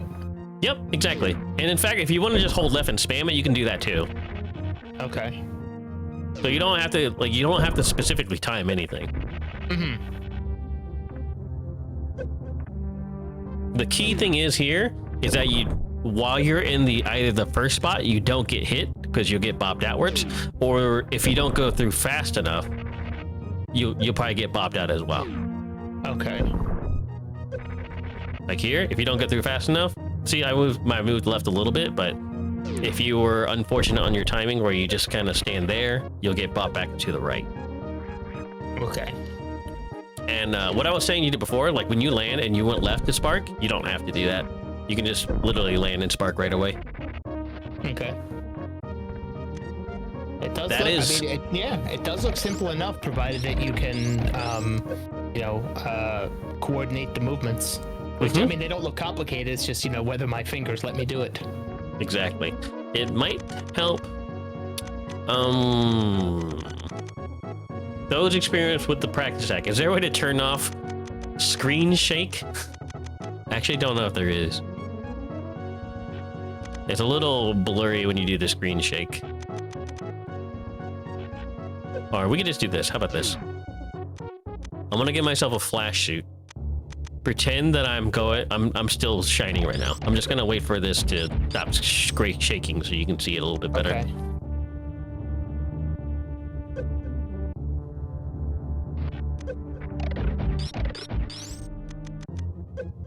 All right, so I have a flash shoot. You want to come in as soon as you drop. You go ahead and spark, and then hold left, 2 quick grapples, and you're through.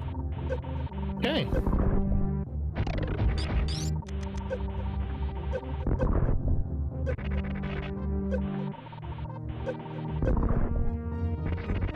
Any questions on that? No, that looks it definitely looks a little it's easier for me to see when the screen's not shaking. There is someone in chat asking about doing it without grapple though. Yeah, so the way without grapple is that you actually want to be able to, if you just press down, you'll duck and you'll get locked, right? You can't jump or anything like that. So the trick with this is while you're in the crash animation, hold down. That way you're still standing, right? Because I think you might have, in your case, you might have pressed down after the crash animation was done. And that causes you to crouch lock. Now, if you're still in the standing position, if you're holding down throughout the crash animation until afterwards, as soon as you jump, you look down immediately. And from here, the jump aim down method will also pop you up similar to the grapple. You'll just have to do 2 quick jumps. I like to do it during iframes, and then you can just run right on through. The problem with this one though is a little bit harder because you have to change direction. It's just an extra input or 2, but as soon as you do it, just slide on through. Now for newer runners, a lot of the times top runners will have just the amount of health that we need, right? So in our case, we'll probably have 399. I'll give myself another flash here real quick. Oh, it's already still there. And we don't want to take any more damage than we have to, so we'll just do it right away. We'll go right through. In our haste though, sometimes we will mess up and we'll get bopped right back out of it, causing us to just lose all that, losing health and stuff like that. But more than likely, you'll have plenty of health. In the case of like 6 tanks or 7, 8 tanks here, you have plenty of health. You can actually just take your time. Just keep holding down through the crash animation. As long as you're just in position, it's not over yet. You'll be taking residual damage, but it should be pretty minimal. 10 damage here, 10 damage there. And then as soon as you get hit, then you can go ahead and proceed. That way you have the most time to get through as possible.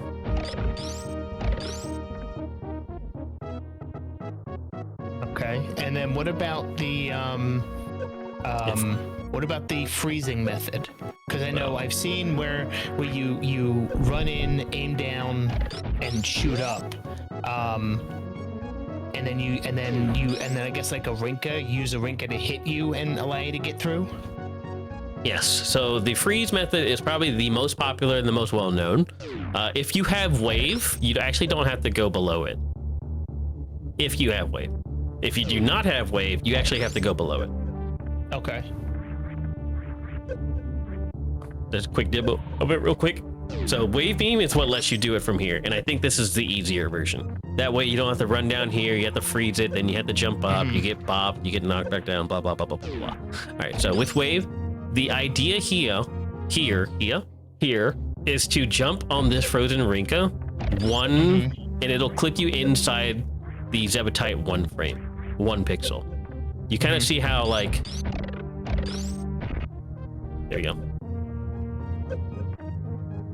All right. So you can see here that I'm perfectly flush with it right now. I'm not clipped in, I can't do anything here.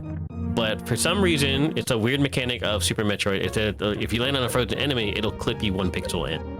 If you don't have invincibility frames, you'll take the hit from the Zebetite itself. It doesn't actually do damage. You can actually see my health stays at 333.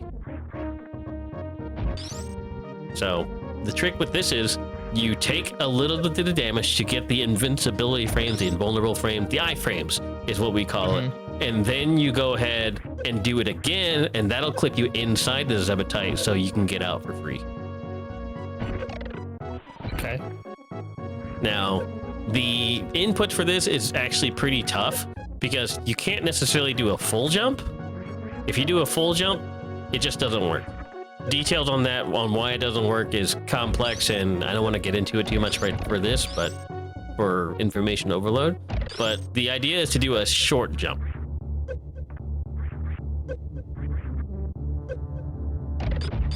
All right, that's step 1. Just getting stuck on this guy. Step 2 is to do it again quickly enough throughout your iframes to go through. It's literally a repeat the process. Kind of getting it? Yeah, I think, I mean, looking at all the different methods, I actually think the, assuming speed boosters available, exactly, and a spark is possible, that actually looks like it would be simpler for me to do compared to this one. Yeah, it is in a way simpler because we do have this extra runway here.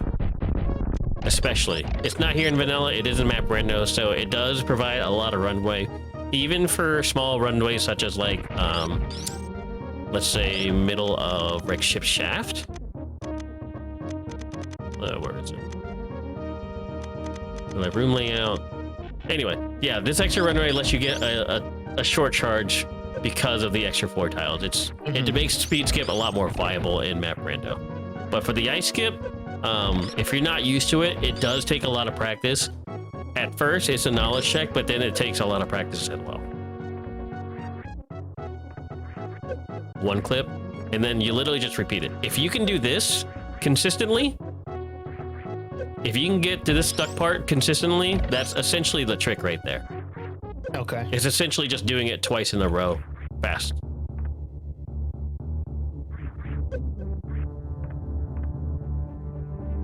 So it looks like you're doing left.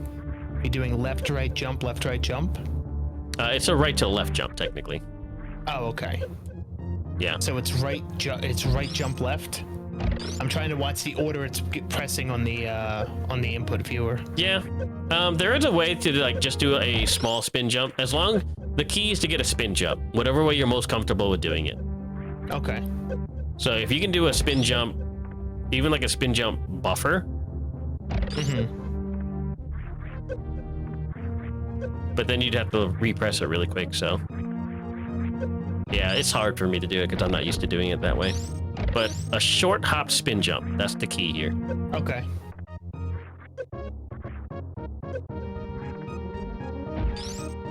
All right. I know it's going to be hard. It's once you see it in action, but once you start getting the feel of it, it'll be pretty simple. It's just the fact of doing it over and over and over. Yeah. Again, a trick is half, well, this trick I say is half knowledge check, and the other half is consistency.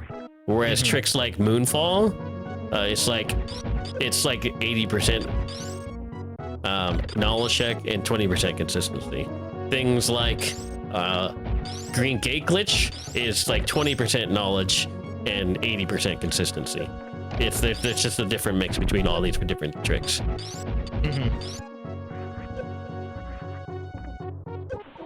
All right. Any other questions? Let's see. In Mother Brain, you'll have to let the acid fill out. Oh. Yeah. Oh, that was Sam Littlehorn trying to tell me how to get rid of the shaking, but yeah. Next on the list, what else do you want to take care of here?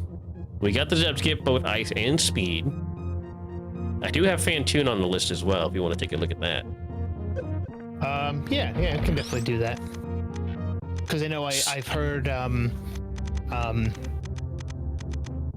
want to say this, it might have actually been in one of the earlier restreamed races, but I remember hearing comms talk about how there's a way to identify there's a couple, Fantoon has a couple different patterns, and based on how quickly based on what he does in the beginning, you can tell, you can get an idea where to go.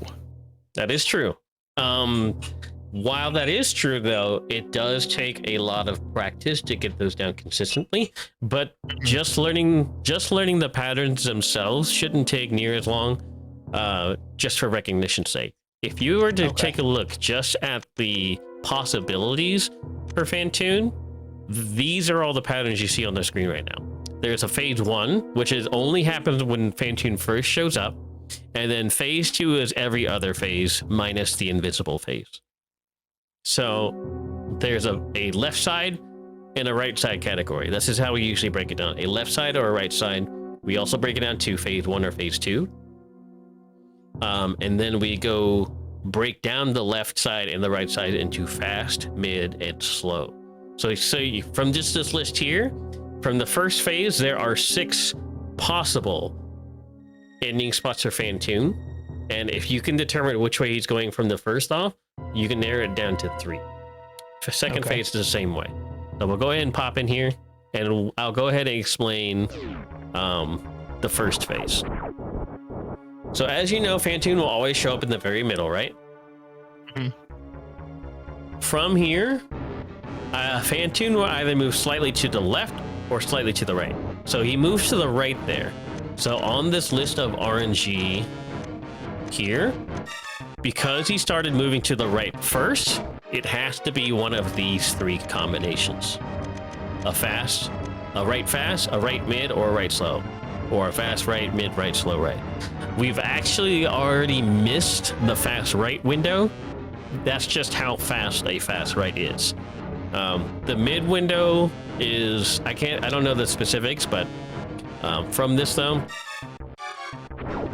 see, there's the fast right mid. Oops. Kind of made a bad save there.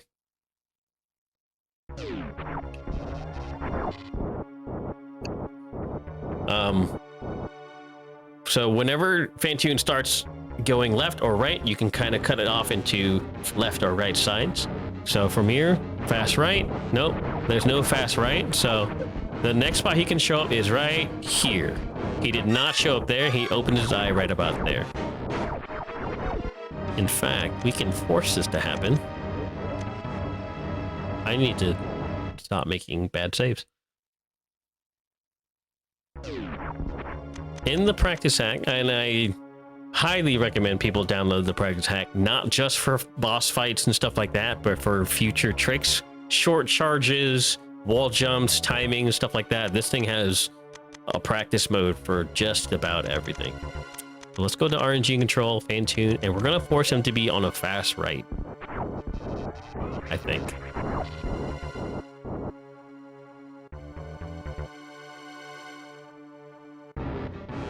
All right.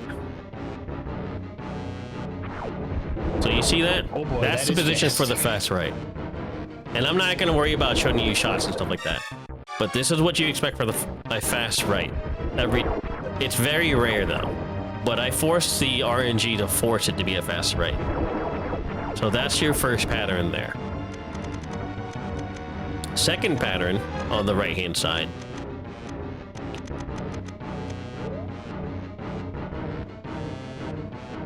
It's not going to be fast here. I don't know why it kept doing that. Alright, I don't know why it's bugged like that, but it is.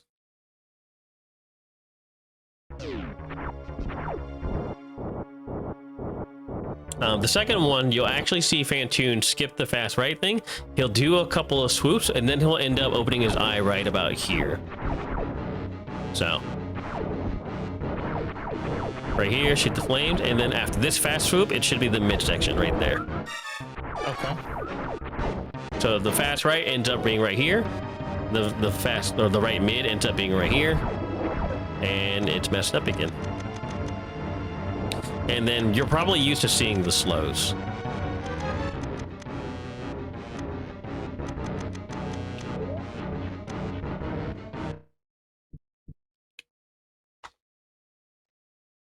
Okay.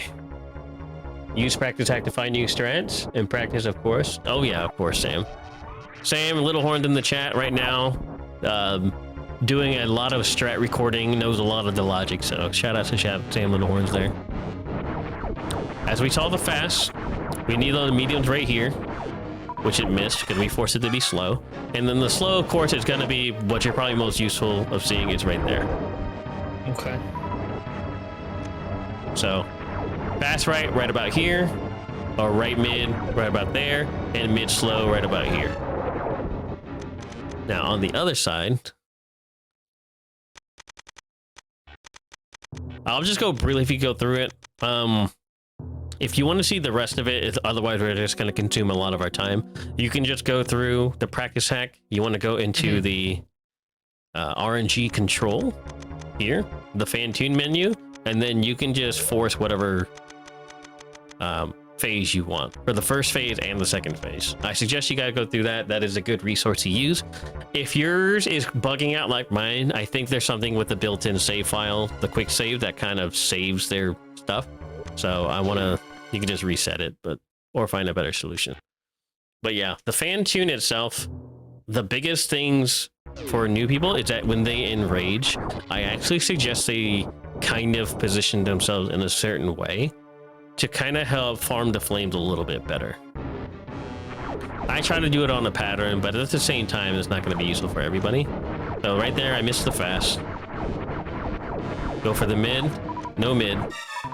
So I know it has to be a slow. Alright, so I'm going to go ahead and enrage him.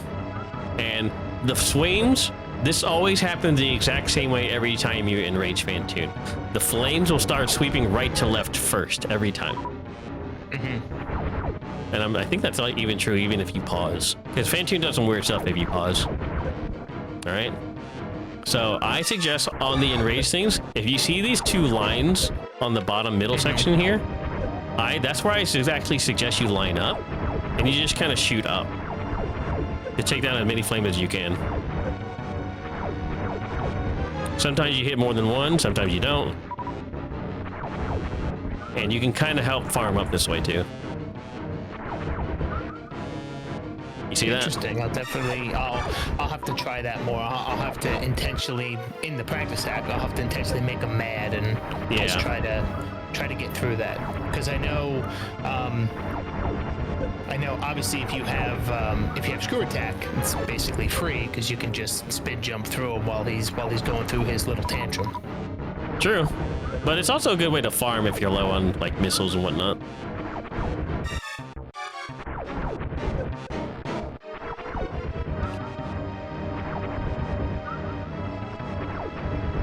Like that.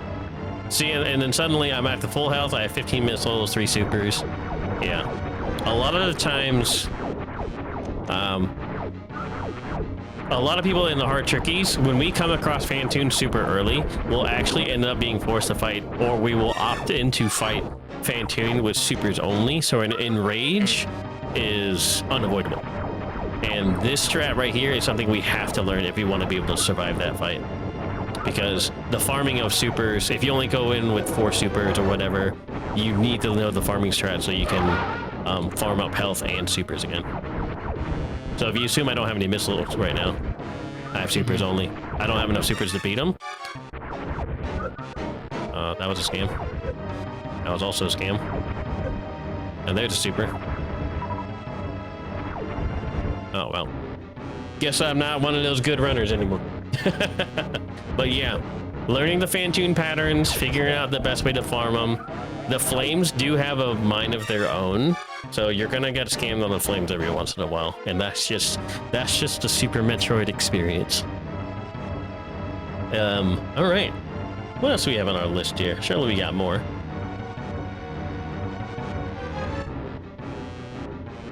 How about some Kraid? I mentioned the Kraid quick kill. We tried to get that earlier, right? Yeah. Let me mosey on over to Kraid real quick.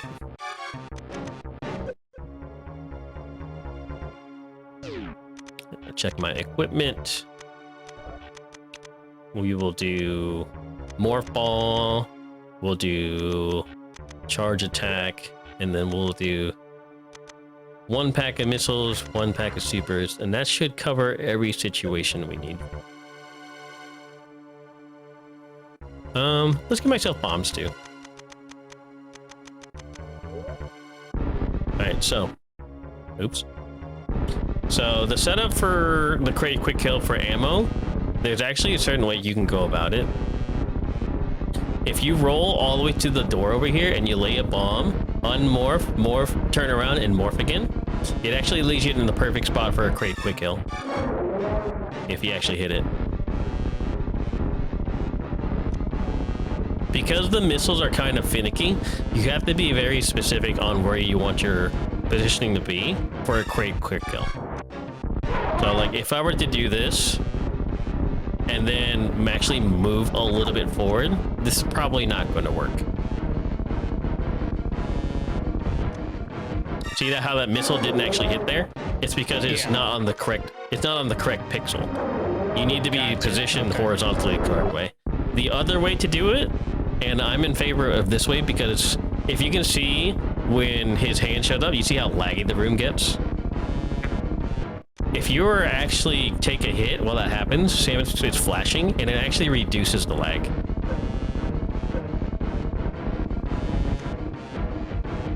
A little bit more of the pro way to do it, so I actually just doing the bomb way first. Or just doing it early to get the right positioning. Now, to do this positioning correctly, you need to be able to take a hit when you're deep in the corner. So you actually take an unmorphed hit while you're unmorphing, and then you remorph in the corner like this. And it'll bounce you to the correct spot. Because if you just roll, won't put you in the right spot. So I think that's part of where I struggled earlier, because what I always see people do is that roll off, get knocked back up. Yes. But And you'll then see you'll see people doing it because it reduces the lag, and we are frame savers galore. It is built into speedrunners, so that's why they do it.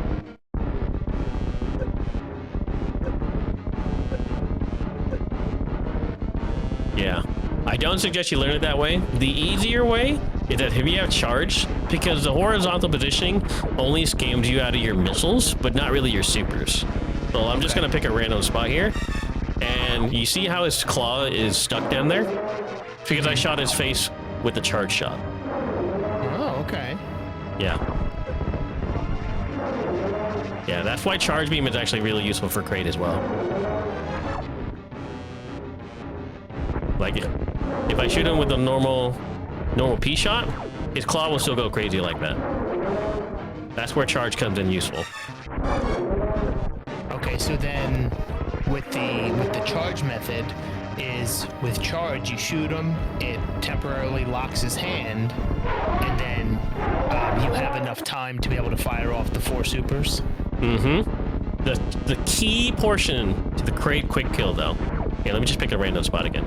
The key portion to this is to lock his jaw in the middle animation. See, there's 3 animations. So his mouth is, well, technically 4. There's 3 mouth open animations though. You see how his mouth slightly opens when you bop him the first time? We consider that to be the first animation, the first frame. And then when it's halfway there is where you want it to get locked. So if you shoot him, if you shoot him while he has his mouth barely open, it's not gonna work. Let me just say this up here. If you shoot him with the mouth all the way open, it also won't work. Okay. Because both of those animations closes his mouth right away. You have to specifically aim for the second animation. Oh, that was a little early. That was a little late.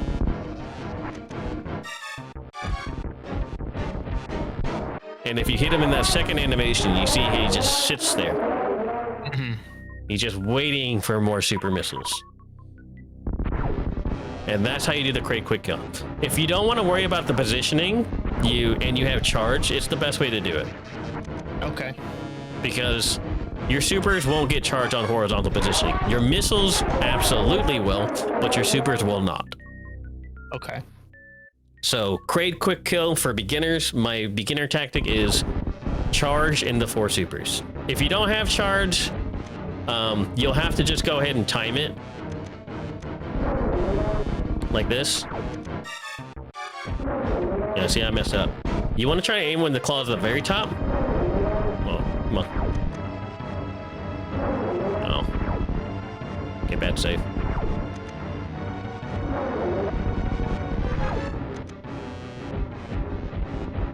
Yeah.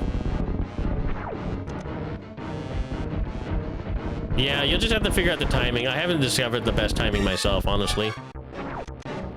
Wow, I just missed him. And sometimes it just won't work and he stands up. Yeah, the timing of it is pretty particular. But if you manage to get it in there, yeah, and you do have a limited time to do it as well. So it's not the easiest trick, but it is something that is consistent.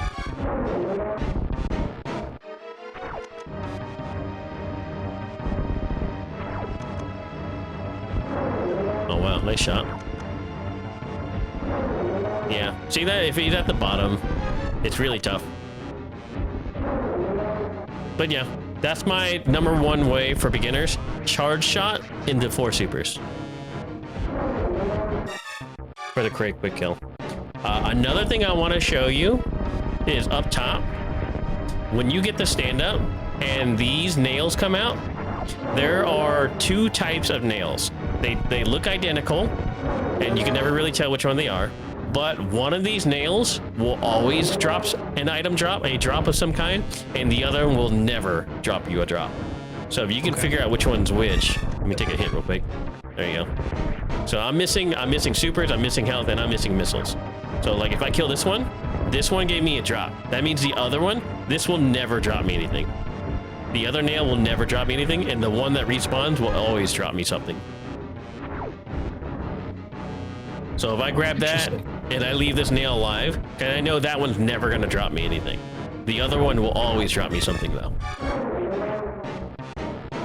It's one of those really weird factors about this game. So this one will always drop me something. I just leave alive the one that'll never drop me anything.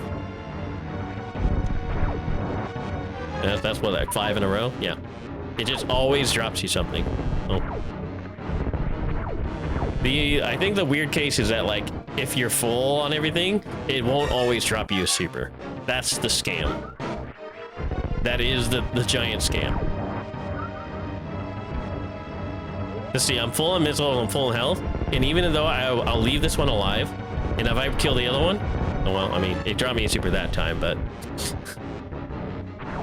I doubt it will this time.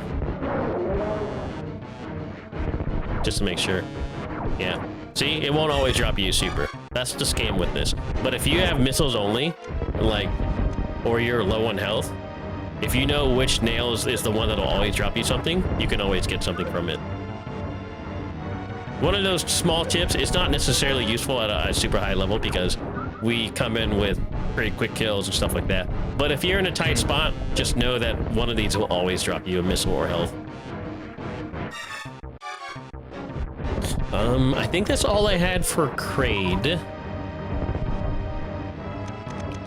Anything else that you can think of, Pool? Well, from the list, I know Moonfall. Ah, yes, the Moonfall. Most useful on the climb down. Or big vertical rooms and stuff like that. Some tricks actually require you to have Moonfall. And I think Moonfall is actually a trick that is technically in medium for logic. That Moonfall. Can Moonfall? Okay, well, can Moonfall? Apparently it's very hard. Take that back. So you're never going to be required to Moonfall in medium. Or hard for that matter. But the inputs for Moonfall is step 1, have Moonwalk enabled. If you go to your beginning file, you're actually going to have to go into the menu here and enable Moonfall in special settings. Make sure that's on. I do keep that on. Yeah. Oops. If it's not there, then you can also just go into your menus here called Game Options. And then Moonwalk, you can just turn it on right there. Can't do that in Map Rando, of course. But maybe that could be a feature. Toggleable Moonwalk in Map Rando on your options. That'd be cool.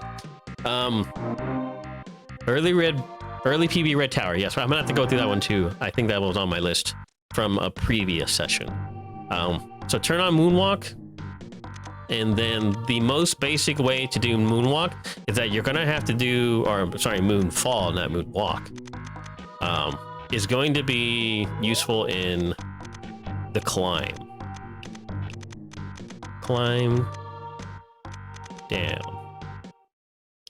Another place the Moonfall is going to be very useful. Any long vertical area, you'll need it for extreme tricks, but we don't need it right here. So the way to do it, let me go to an early spot here. And of course, starts with the Moonwalk. As everybody knows what a Moonwalk is, right? This is the Moonwalk. The best way to do it is Moonwalk, and then you get a spin jump out of it. Not just a spin jump, but you have to be holding angle. So that's the trick here. Any angle will work. You angle down or angle up, but you have to be moonwalking with angle. And then while you're moonwalking, you press jump. And during that, you kind of see Samus turn around like that. And that's how you know you got the Moonfall. You also know by going really, really fast. So the inputs are hold either angle, not both. Well, you might be able to do both. Okay. Hold angle of any kind, one, the other, or both, whatever you like. And then you moonwalk, and then you press jump, and you let go of every other button after that. Okay, so you're holding angle, Yes. you're firing in order to make, or you're holding fire so that you moonwalk backwards. And then before you get to the edge of the platform, do you have to be at the very edge? So the moonwalk or the moonfall, you could do it wherever you want. You don't have to be on the edge to do it. The platform that you're gonna.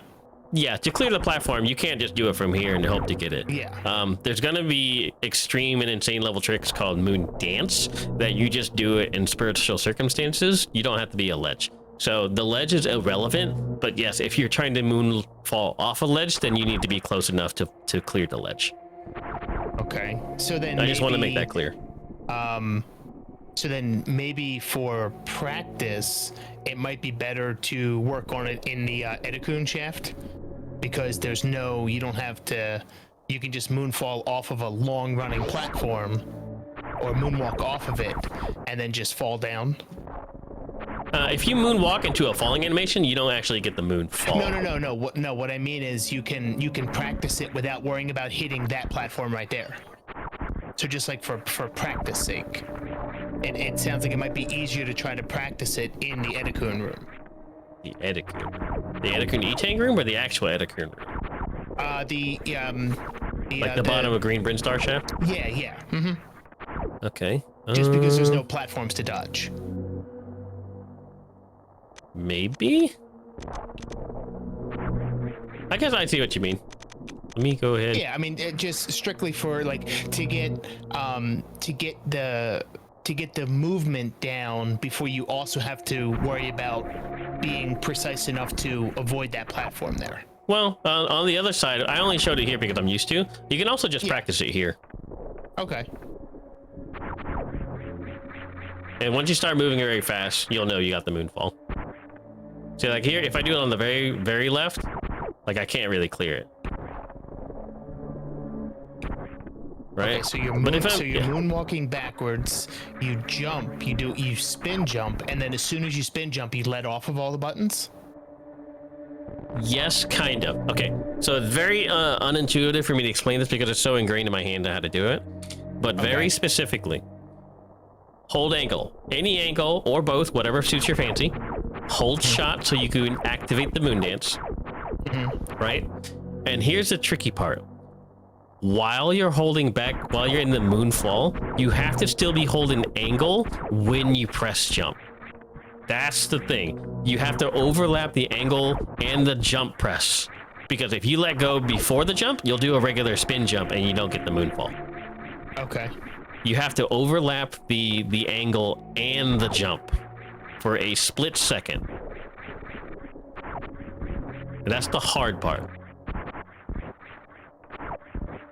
So like every single one of those was a successful moonfall. I know it's hard to really look at, but another tip I would say is keep holding backwards against the wall, because you're not gonna be forced to do any kind of really precise moonfalls until you get to really, really high difficulties like extreme.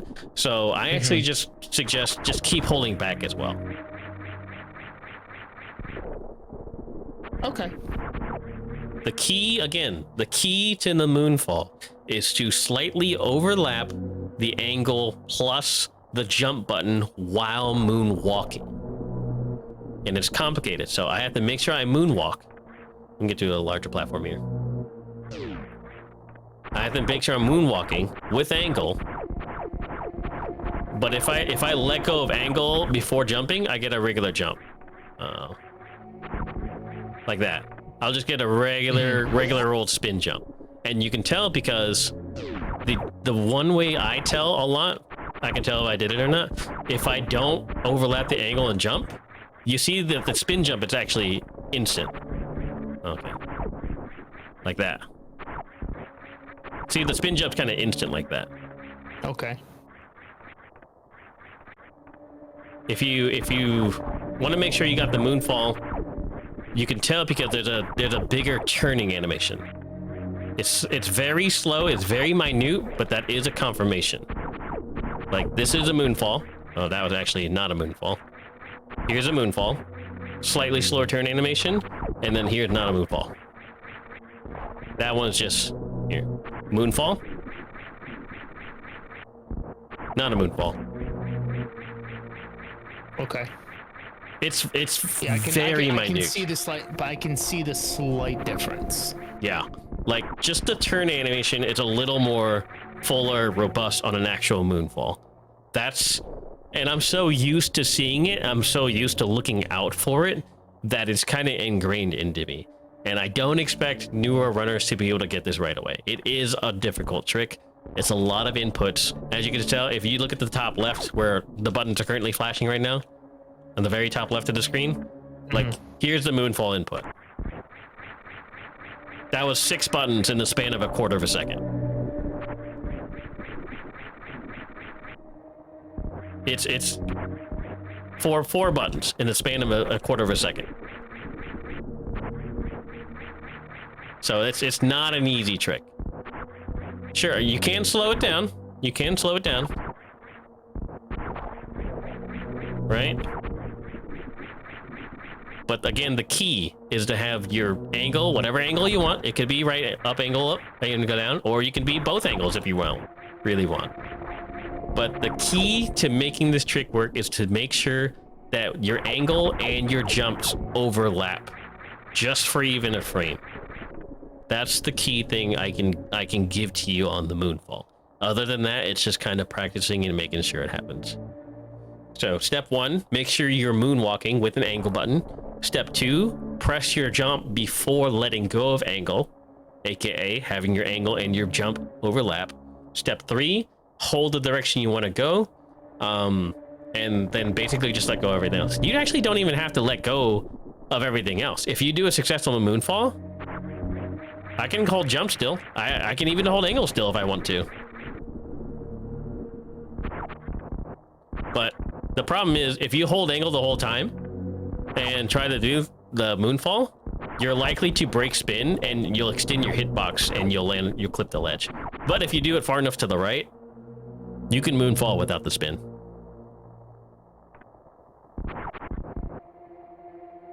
Interesting.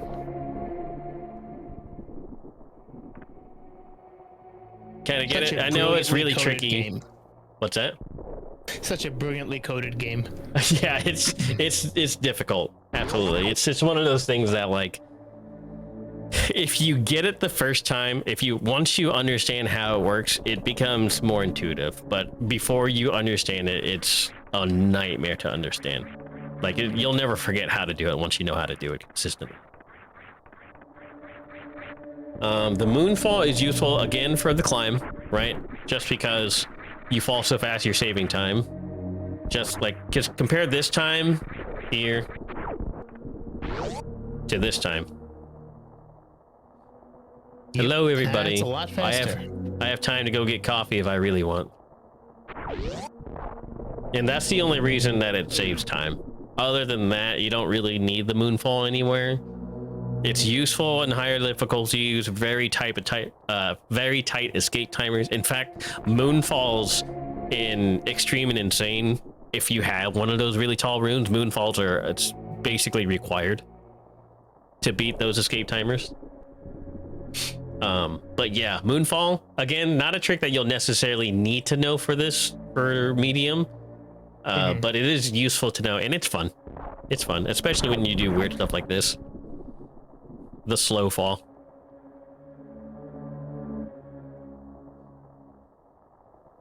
All right, so we're gonna move on to early Red Tower PBs. I had that asked for me from the chat. Red Brinstar, Red Tower. I'm assuming you want to go upwards, right?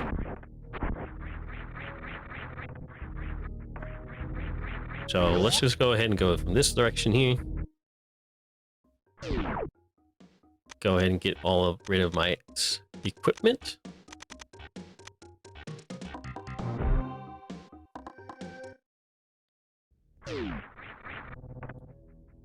I didn't get rid of it. Equipment, preset, nothing. And then I'm assuming with the power bombs, we'll have morph and power bombs so you can clear the guys up top. Because the hero shot Red Tower is not in medium. And then if you have like screw attack and stuff like that, that's kind of self-explanatory. So we'll go ahead and throw morph and power bombs on. So you go ahead and make your way up here. You don't have to do anything fancy. The idea here is to jump up between the second and the third ripper.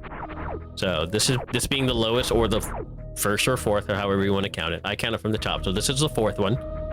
You want to wall jump, and then here you just lay a power bomb right between them. Because the explosion is not low enough to break these, it'll clear all 4 of those away. It'll clear all 4 of them away. So you just aim for the very middle here.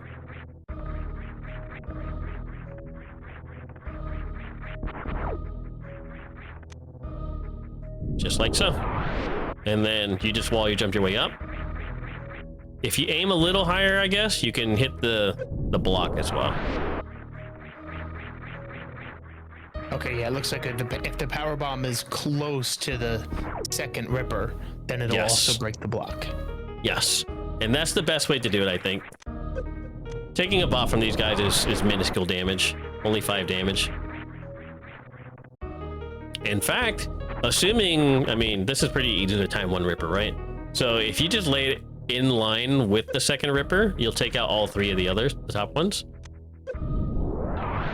And then you can just dodge this one if you accidentally place it too high, like this. I think that's still hits, actually, yeah. If you accidentally place it too high, you can just dodge this bottom one. Jump at these double blocks here. These 2 blocks right there, the double small blocks, that's where you want to wall jump from.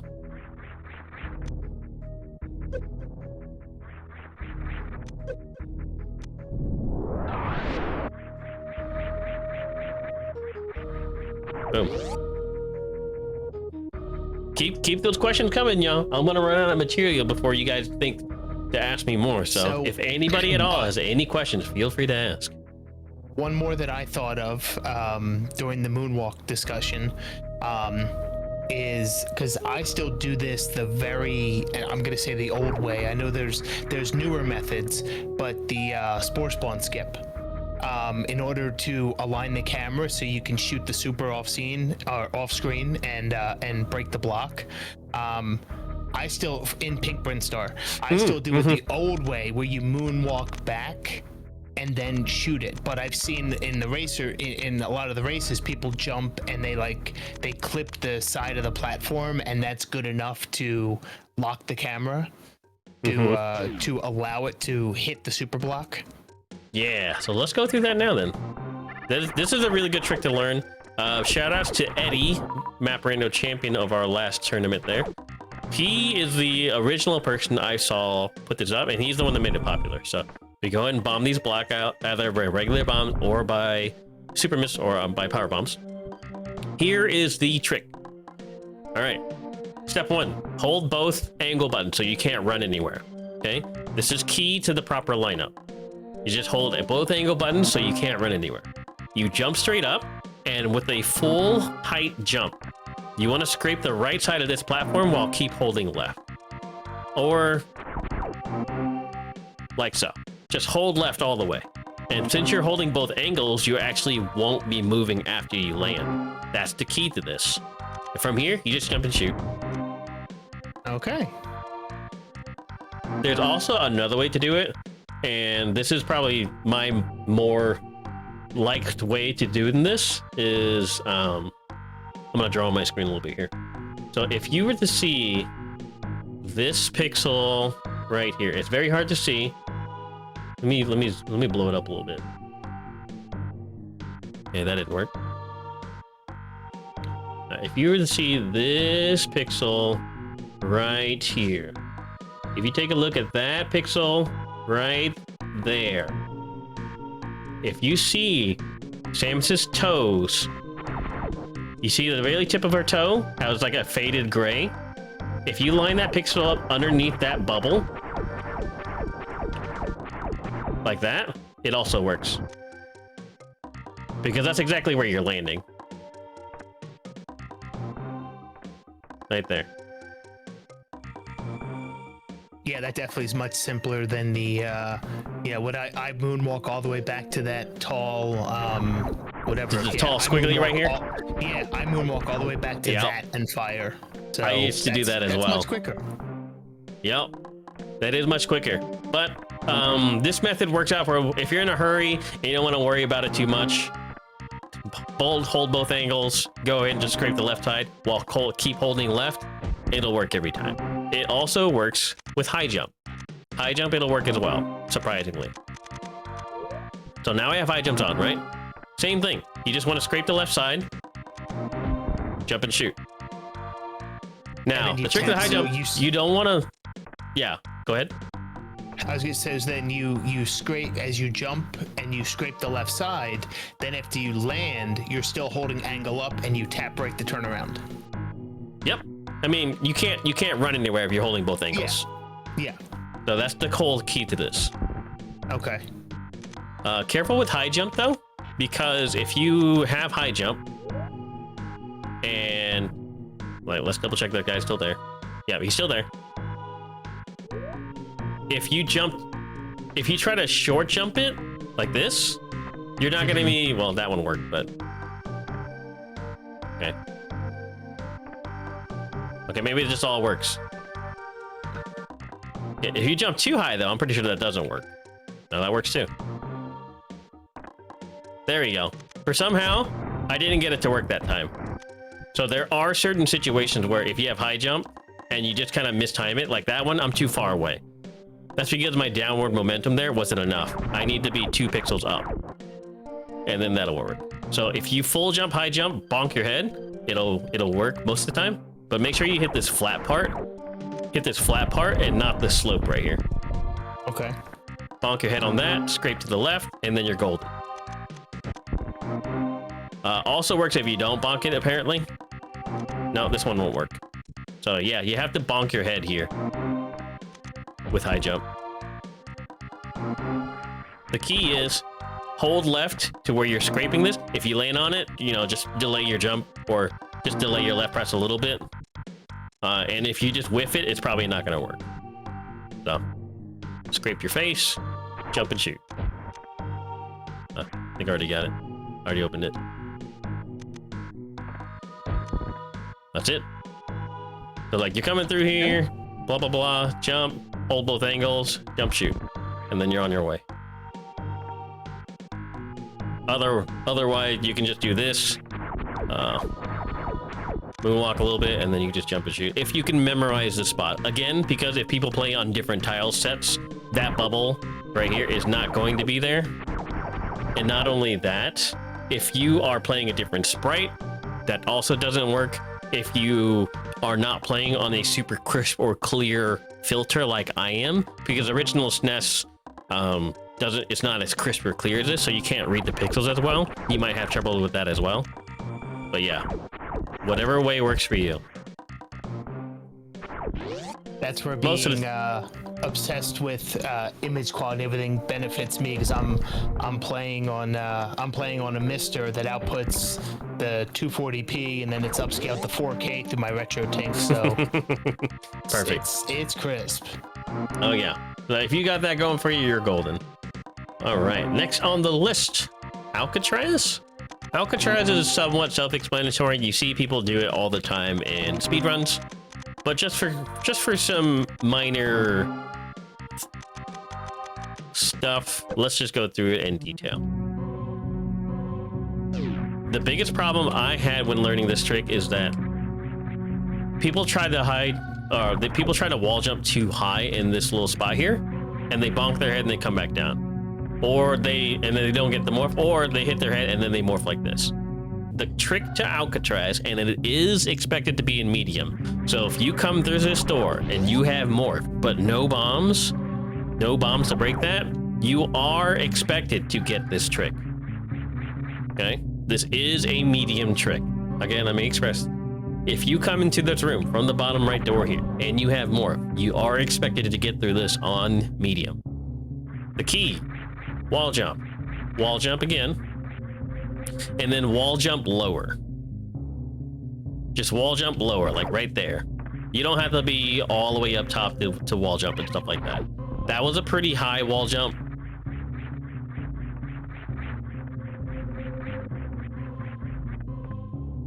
You see how low I was for that wall jump there?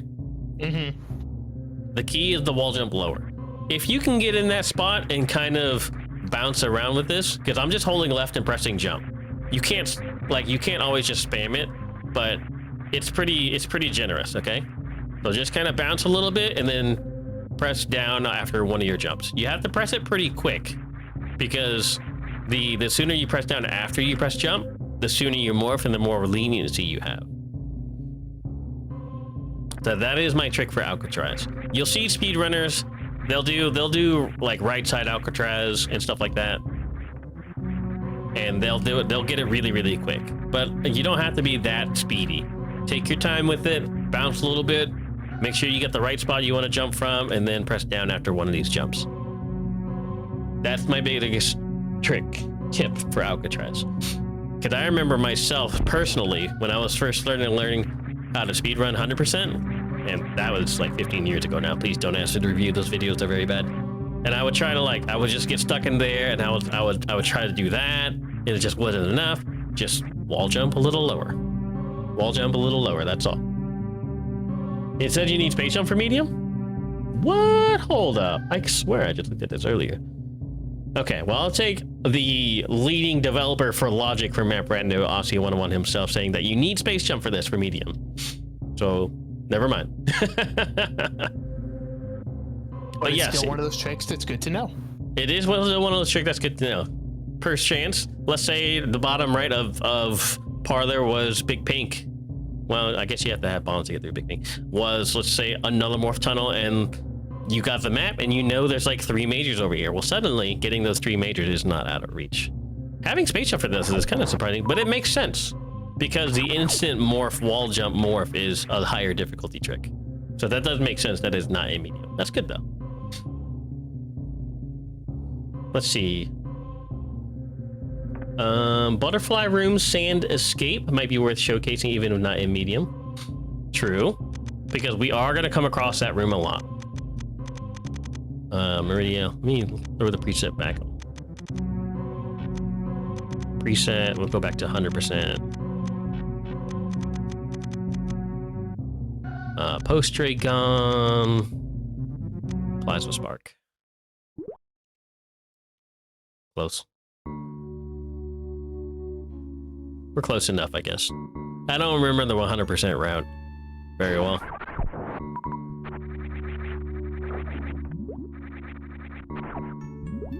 Alright, so whenever, and you will, come across this room and get stuck in the sand. And you have literally nothing. So I have nothing. Literally nothing right now. If you get stuck in this sand, you can't hope to escape. The sand falls blocking you. You're getting beat up you're getting bullied in the corner by these monsters here. The trick to this is, and this works if you're going left or right. Okay. Let's say I want to go left.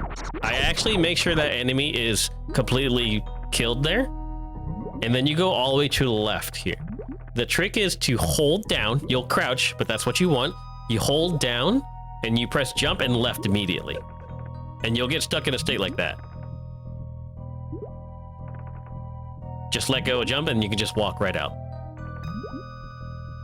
I have definitely gotten stuck there. So yeah, many of us have. Yes. many of us have. Again, same thing on the right. Just take a hit real quick. Make sure these guys have their drops over on the left. You head down to crouch. You press jump and then right immediately afterwards. Like basically as fast as you can. I don't think, and in fact, I'm pretty sure you can't do this too fast. There is no too fast with this. Almost like a Hadouken. Exactly like a Hadouken. That was how I learned mock ball. That was the one of my friends was like, okay, it's like you do fighters, right? I'm like, well, I used to. Is yeah. You gotta do the fireball input. and then I got it. Yep. Yeah, for those who are used to 2D fighters, like one-on-one fighters, not Smash, the fireball input. That's what it is, the fireball input. That is something that people are gonna have to know. It's very useful. Along with this, let me go ahead and go to Post Dragon, was it the West Sand Pit? We're actually not going to the sand pit, we're going to the sand hall.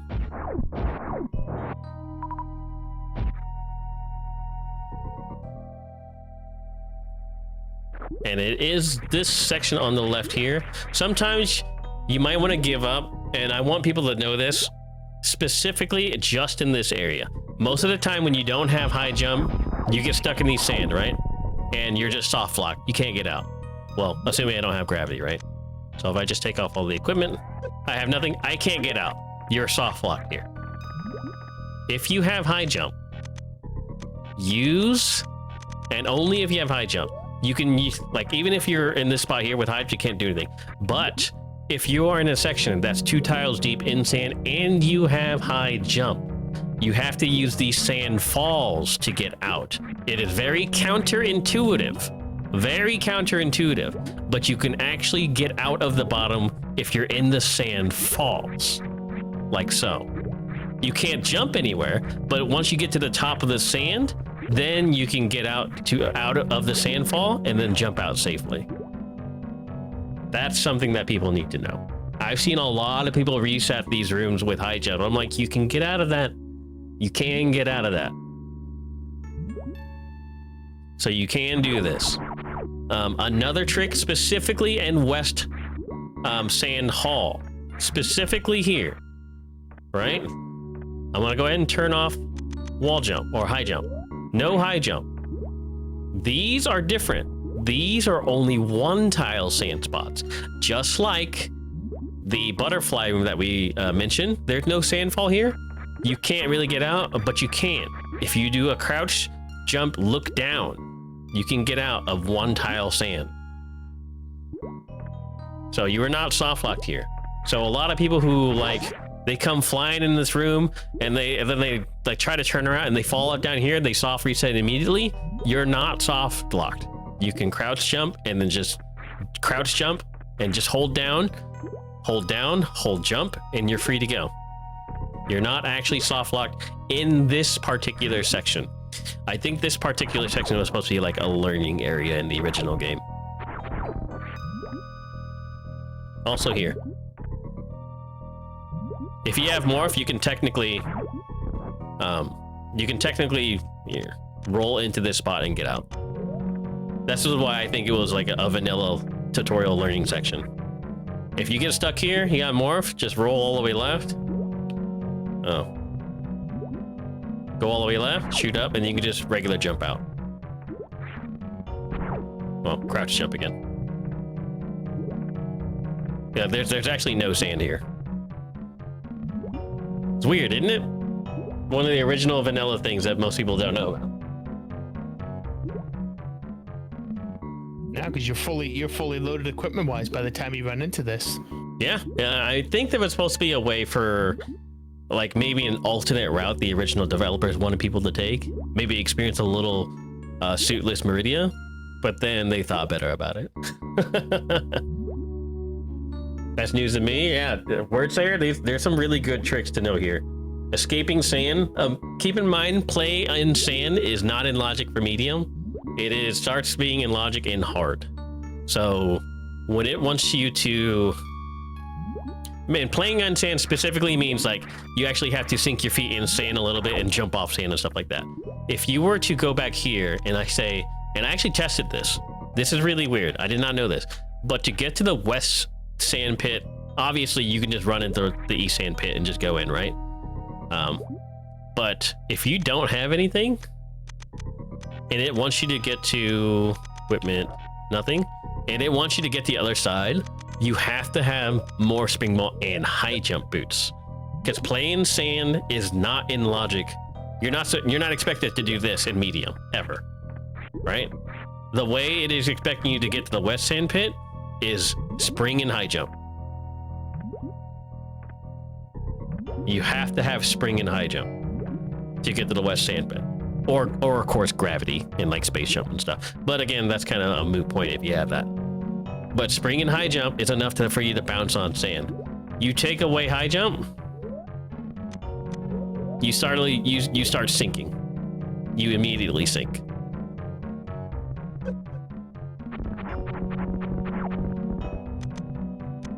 All right. What else we got here?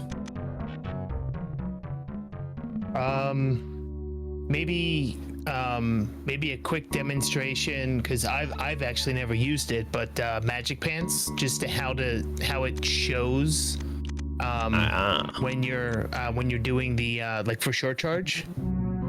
Yeah, I can definitely show you that. I like showing it in the Torian, or the Torian entrance hall. Nice long flat area for demonstration purposes. And I know Nito went through this on his episode as well, but a good review of magic pants is always nice to have. So we'll go ahead and get rid of all our items except for speed booster.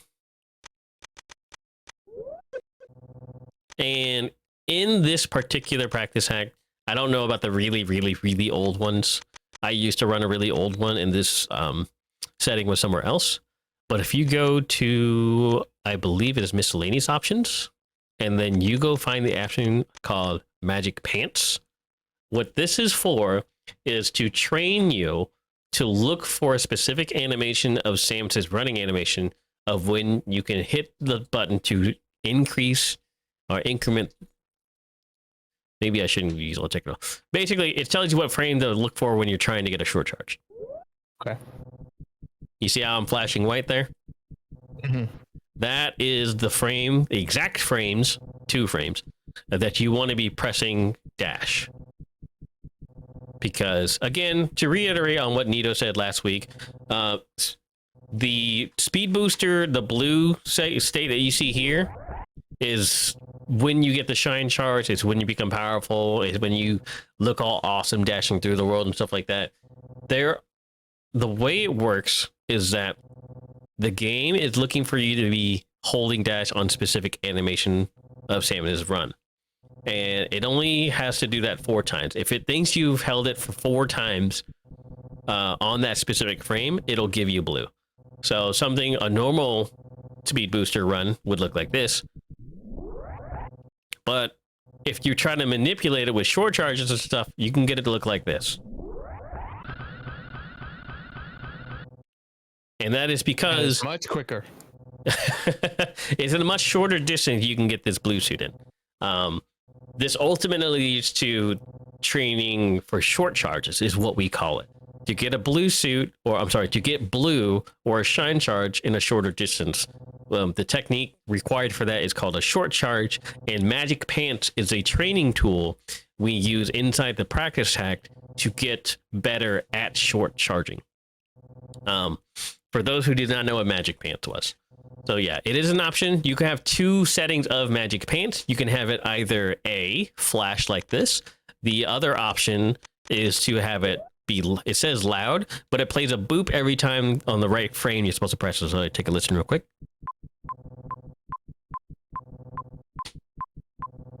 So for those who are musically inclined, you can kind of get the first rhythm with that. It's really hard. You'd have to really slow it down to know what animation frame it's expected of you.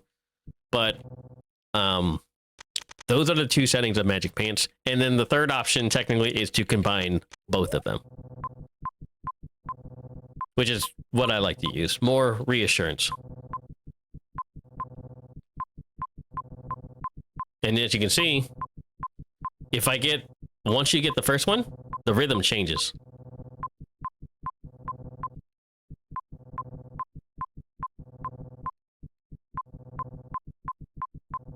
The more taps you get, the faster it is.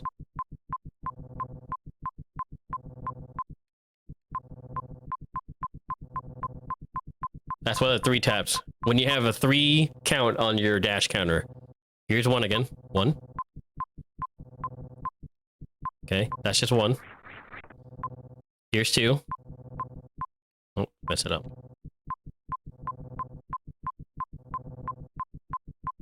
It's a rhythm for when you have 3. Oh.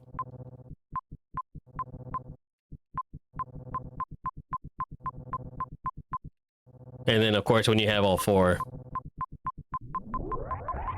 you don't really need it anymore. So yeah, that's Magic Pants. In In the practice hack, the later ones, they have another training tool for short charges if you want to get good at short charges, and it's in the info HUD. It changes your HUD up top to display useful information for what you're trying to train on. In our particular case, we want the dash counter. The dash counter is one of them. It basically just tells you how many successful taps you got. Do you see that number 2 up there? That means I have 2 successful dash counter increments. Here's 1. Here's 2. And then if I have 3, of course. And then once you get to 4, you turn blue. Now, that's just a simple dash counter. The other one for actual training, it gets really in-depth, is the Shine Spark. No, not Shine Spark timer. Is it in here? Dash counter. Shine Tune? Yes, Shine Tune. It's called Shine Tune. I don't know why it's called Shine Tune, but it'll give you 4 sections of training.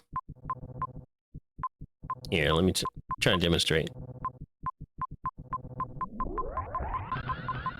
All right, so you see 4 groups of 2 characters. What this does, it tells you how accurate you are to the frames that you need to press dash on. If I remember correctly, the first number tells me which frame, which frame you pressed it on, or... Oh, no, it tells you the timing.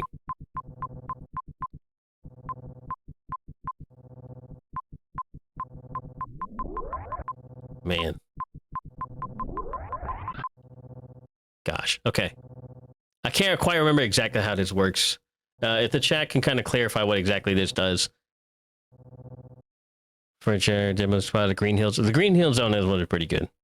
This one's supposed to... It shows you, I think, if you hit it late or early, and how many frames you press the button. Yeah, I think that's what it is. So I hit it on the first frame available there for my first tap, and then I held it down for 5 frames. The second section, I held it down, or I pressed on the 2 frames early and held it down for 4 frames. The third one, I pressed it 5 frames early, and I had 1 overlapping frame. I can't remember. And then the last one I was just late.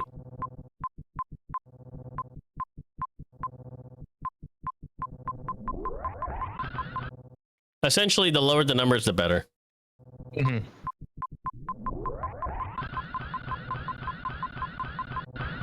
All right. So what else do we have to go through? There's surely more that we need to do. The Green Hill Zone Shine Spark is actually really, really cool.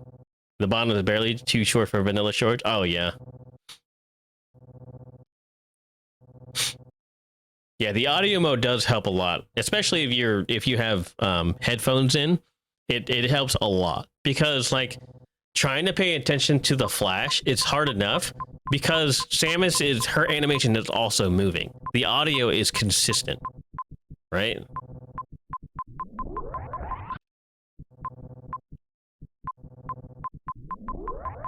That's a pretty good short charge. So we've got about 5 minutes left.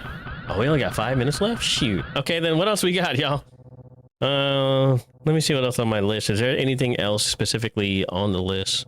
Green Gig glitch you kind of got. We went through Zeb Skip. I've also wanted to talk about some snail manips in Aqueduct, especially because I've seen a lot of people have troubles with that. So let me go through that real quick. And then also in the same room, we can go over specifically how the grapple stuff works. So we want to go to we want to go to Aqueduct.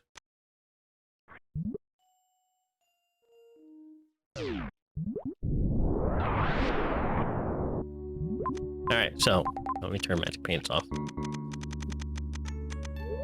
All right, so everybody knows about Super Mario, the old game and stuff like that, and you know the little ghost enemies in they're called boos, okay? And when you don't look at them, what do the boos do? Pool? They when you don't look at them, they move towards you. Right. So they start chasing you, they move towards you and stuff like that. Even if you look towards them, they stop moving, they stop chasing you, right? Well, guess what? If they're not angry like that guy there, that's exactly what these snails do. That's exactly what these snails do. These snails are wall boo monsters, or wall boo ghosts. You look away, they move. You look at them, they stop. Now, the specific thing about this is that it is your center of gravity versus their center of gravity. So, like, if you see the middle pixel of Samus is to the left of that snail, okay? To the left of the center of that snail. That means I'm checking to look at it. If I pass it even a little bit, though, he's gonna take off. And I see a lot of people, they come up here and they're like, they try to do this clips and stuff, like they can't do it, and then like they get stuck, and then suddenly they just look away, and then they ended up taking the hit, and sometimes they die and they have to revert.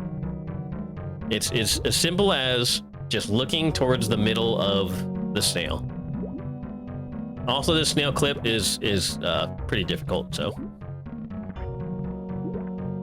you just got to look at the snail. If you look away, it's gonna move on you. So just look at it. It won't move on you. I see people get up here and they're frantically jumping. They're trying to get through and stuff like that, and they can't get anywhere. And then suddenly they turn away and they take the hit. Just keep looking towards the left. If he's on your left, oh, that one's a little angry, but if it's to your left, just keep looking left and it will not move. And then you just kind of set up your clip that way. Another thing, if you have X-ray, please use your X-ray to line them up. The best way to do it is you can buffer with your X-ray like this. Once you think you have the right spot, all you do is you keep holding down X-ray. You simply look towards them and then let go of X-ray. That is it. That is the easiest way to do these clips. Please use your X-rays to buffer if you have it. It's not in medium logic, but people need to know. I've seen too many people take hits from these Garys and they shouldn't be. I think that's all I got for you, unless there's anything else, PoolFloat, that you can think of. I think you've covered my list and then some, and yeah, thank you very much. Yeah, also, Aussie says that land on the snail before unmorphing. That is also very crucial. You can land on them. You don't have to, like, do some fancy ledge grabs or anything like that. Because if you do, it's liable to become tragic. You can actually do something called a ledge grab. If you try to ledge grab a snail in the right spot, it will actually hurt you as well. See if I can demonstrate that real quick. Use your X-ray, yada yada yada. Oh, not quite. Oh, too low?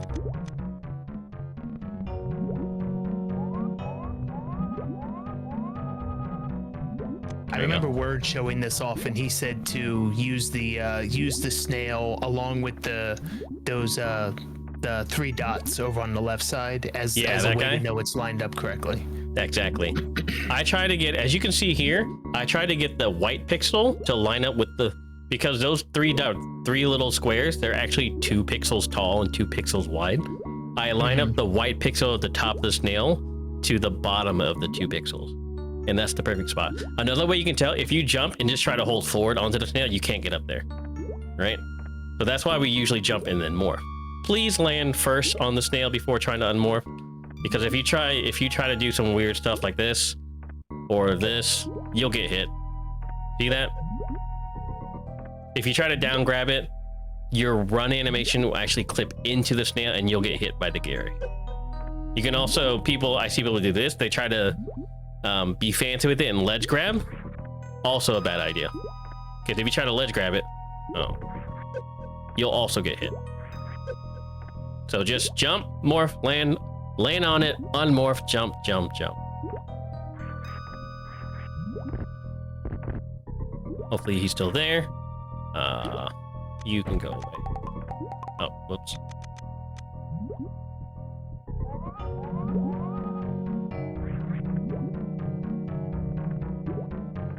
Another thing, if you're holding angle and trying these jumps, it will not work.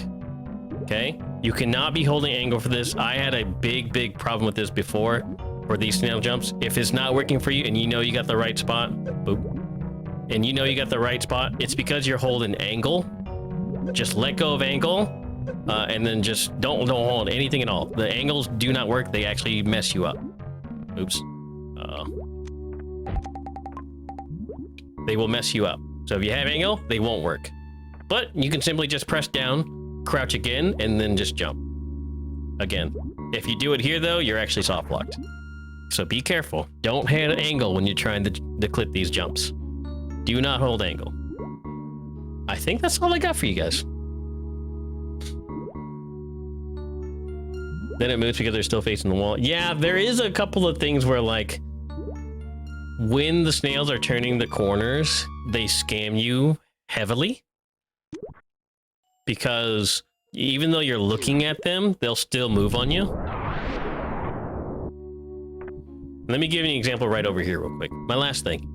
So you can obviously see that this snail won't move when I look at it, right? Well, apparently it will. A lot of the times when they turn corners, they'll actually ignore the fact that you're looking at them and they'll just keep moving.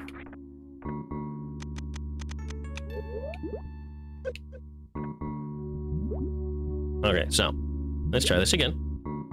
I'm looking away, I look at him, he stops. Look away, he goes, I look at him, he stops. But if you time it in the most wrong way when they're turning the corner, they'll actually just keep going. Well, I know it's happened to me on the right side before. Oh well, now it doesn't want to do it, but it definitely has happened before. I don't exactly know why, but it does happen. If you break spin before landing, you get hit, yeah. If you break spin with a down grab, I think you're okay because you're actually shrinking your hitbox there. But yeah, if you extend your hitbox in any way, it's bad, for sure. And that, I think, is all the time we have. I was ready to keep going with some more, but we have run out of time officially, Paul. Sorry about that. Maybe next time we can get some more time, more tricks in. PoolFloat, thank you for joining me on this. I know it was kind of a last minute kind of dealio, but I thank you anyway for joining me on this tutorial Thursday. Yeah, it was a lot of fun. Thank you, Spiffy, for running through a seed with me and, you know, taking the time to explain everything in enough detail to not only understand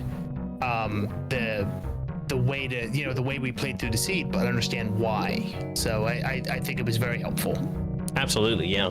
A lot of the reasoning behind the decisions we make in hard trickies, it really just depends on just having the right knowledge. It really is. So I think for you, my biggest takeaway for you, because you do have skills harder than medium, is to don't break logic unless you know what's over there. Unless you know it's rewarding. That's my biggest tip to you. Because yeah, you can put all your chickens in one basket behind its green gate glitch with 5 supers that you're not able to do, and you might be rewarded from time to time, but more times than not, you're skipping something essential that you'll need. Yep, and I've done that. Yeah. So for new players, if you can hang with some of the harder tricks, check the map. In normal, check the map first, because there are majors thrown around a lot more than there is in tricky. So the map is more important in normal versus tricky or challenge. So go check that out and get the map, y'all. Save early, save often. And that's gonna do it for me. PoolFloat, any last words to the people out there? No, other than, you know, thanks for everyone who hung out, who commented, and Speed Gaming for putting this on, for the Map Rando devs, and just everything. This was all very helpful, and looking forward to putting it to use. Perfect. And with that, y'all, we are going to be done. That was this week's Tutorial Thursday. It's part of a Speed Gaming and Map Rando collaboration series to help noob runners get into Map Rando. It's a hell of a game. Come join us. You'll love it. But with that, we are out. Again, special thanks to Aussie for setting this up. We are out. You guys have a wonderful night, and we will see you next mission.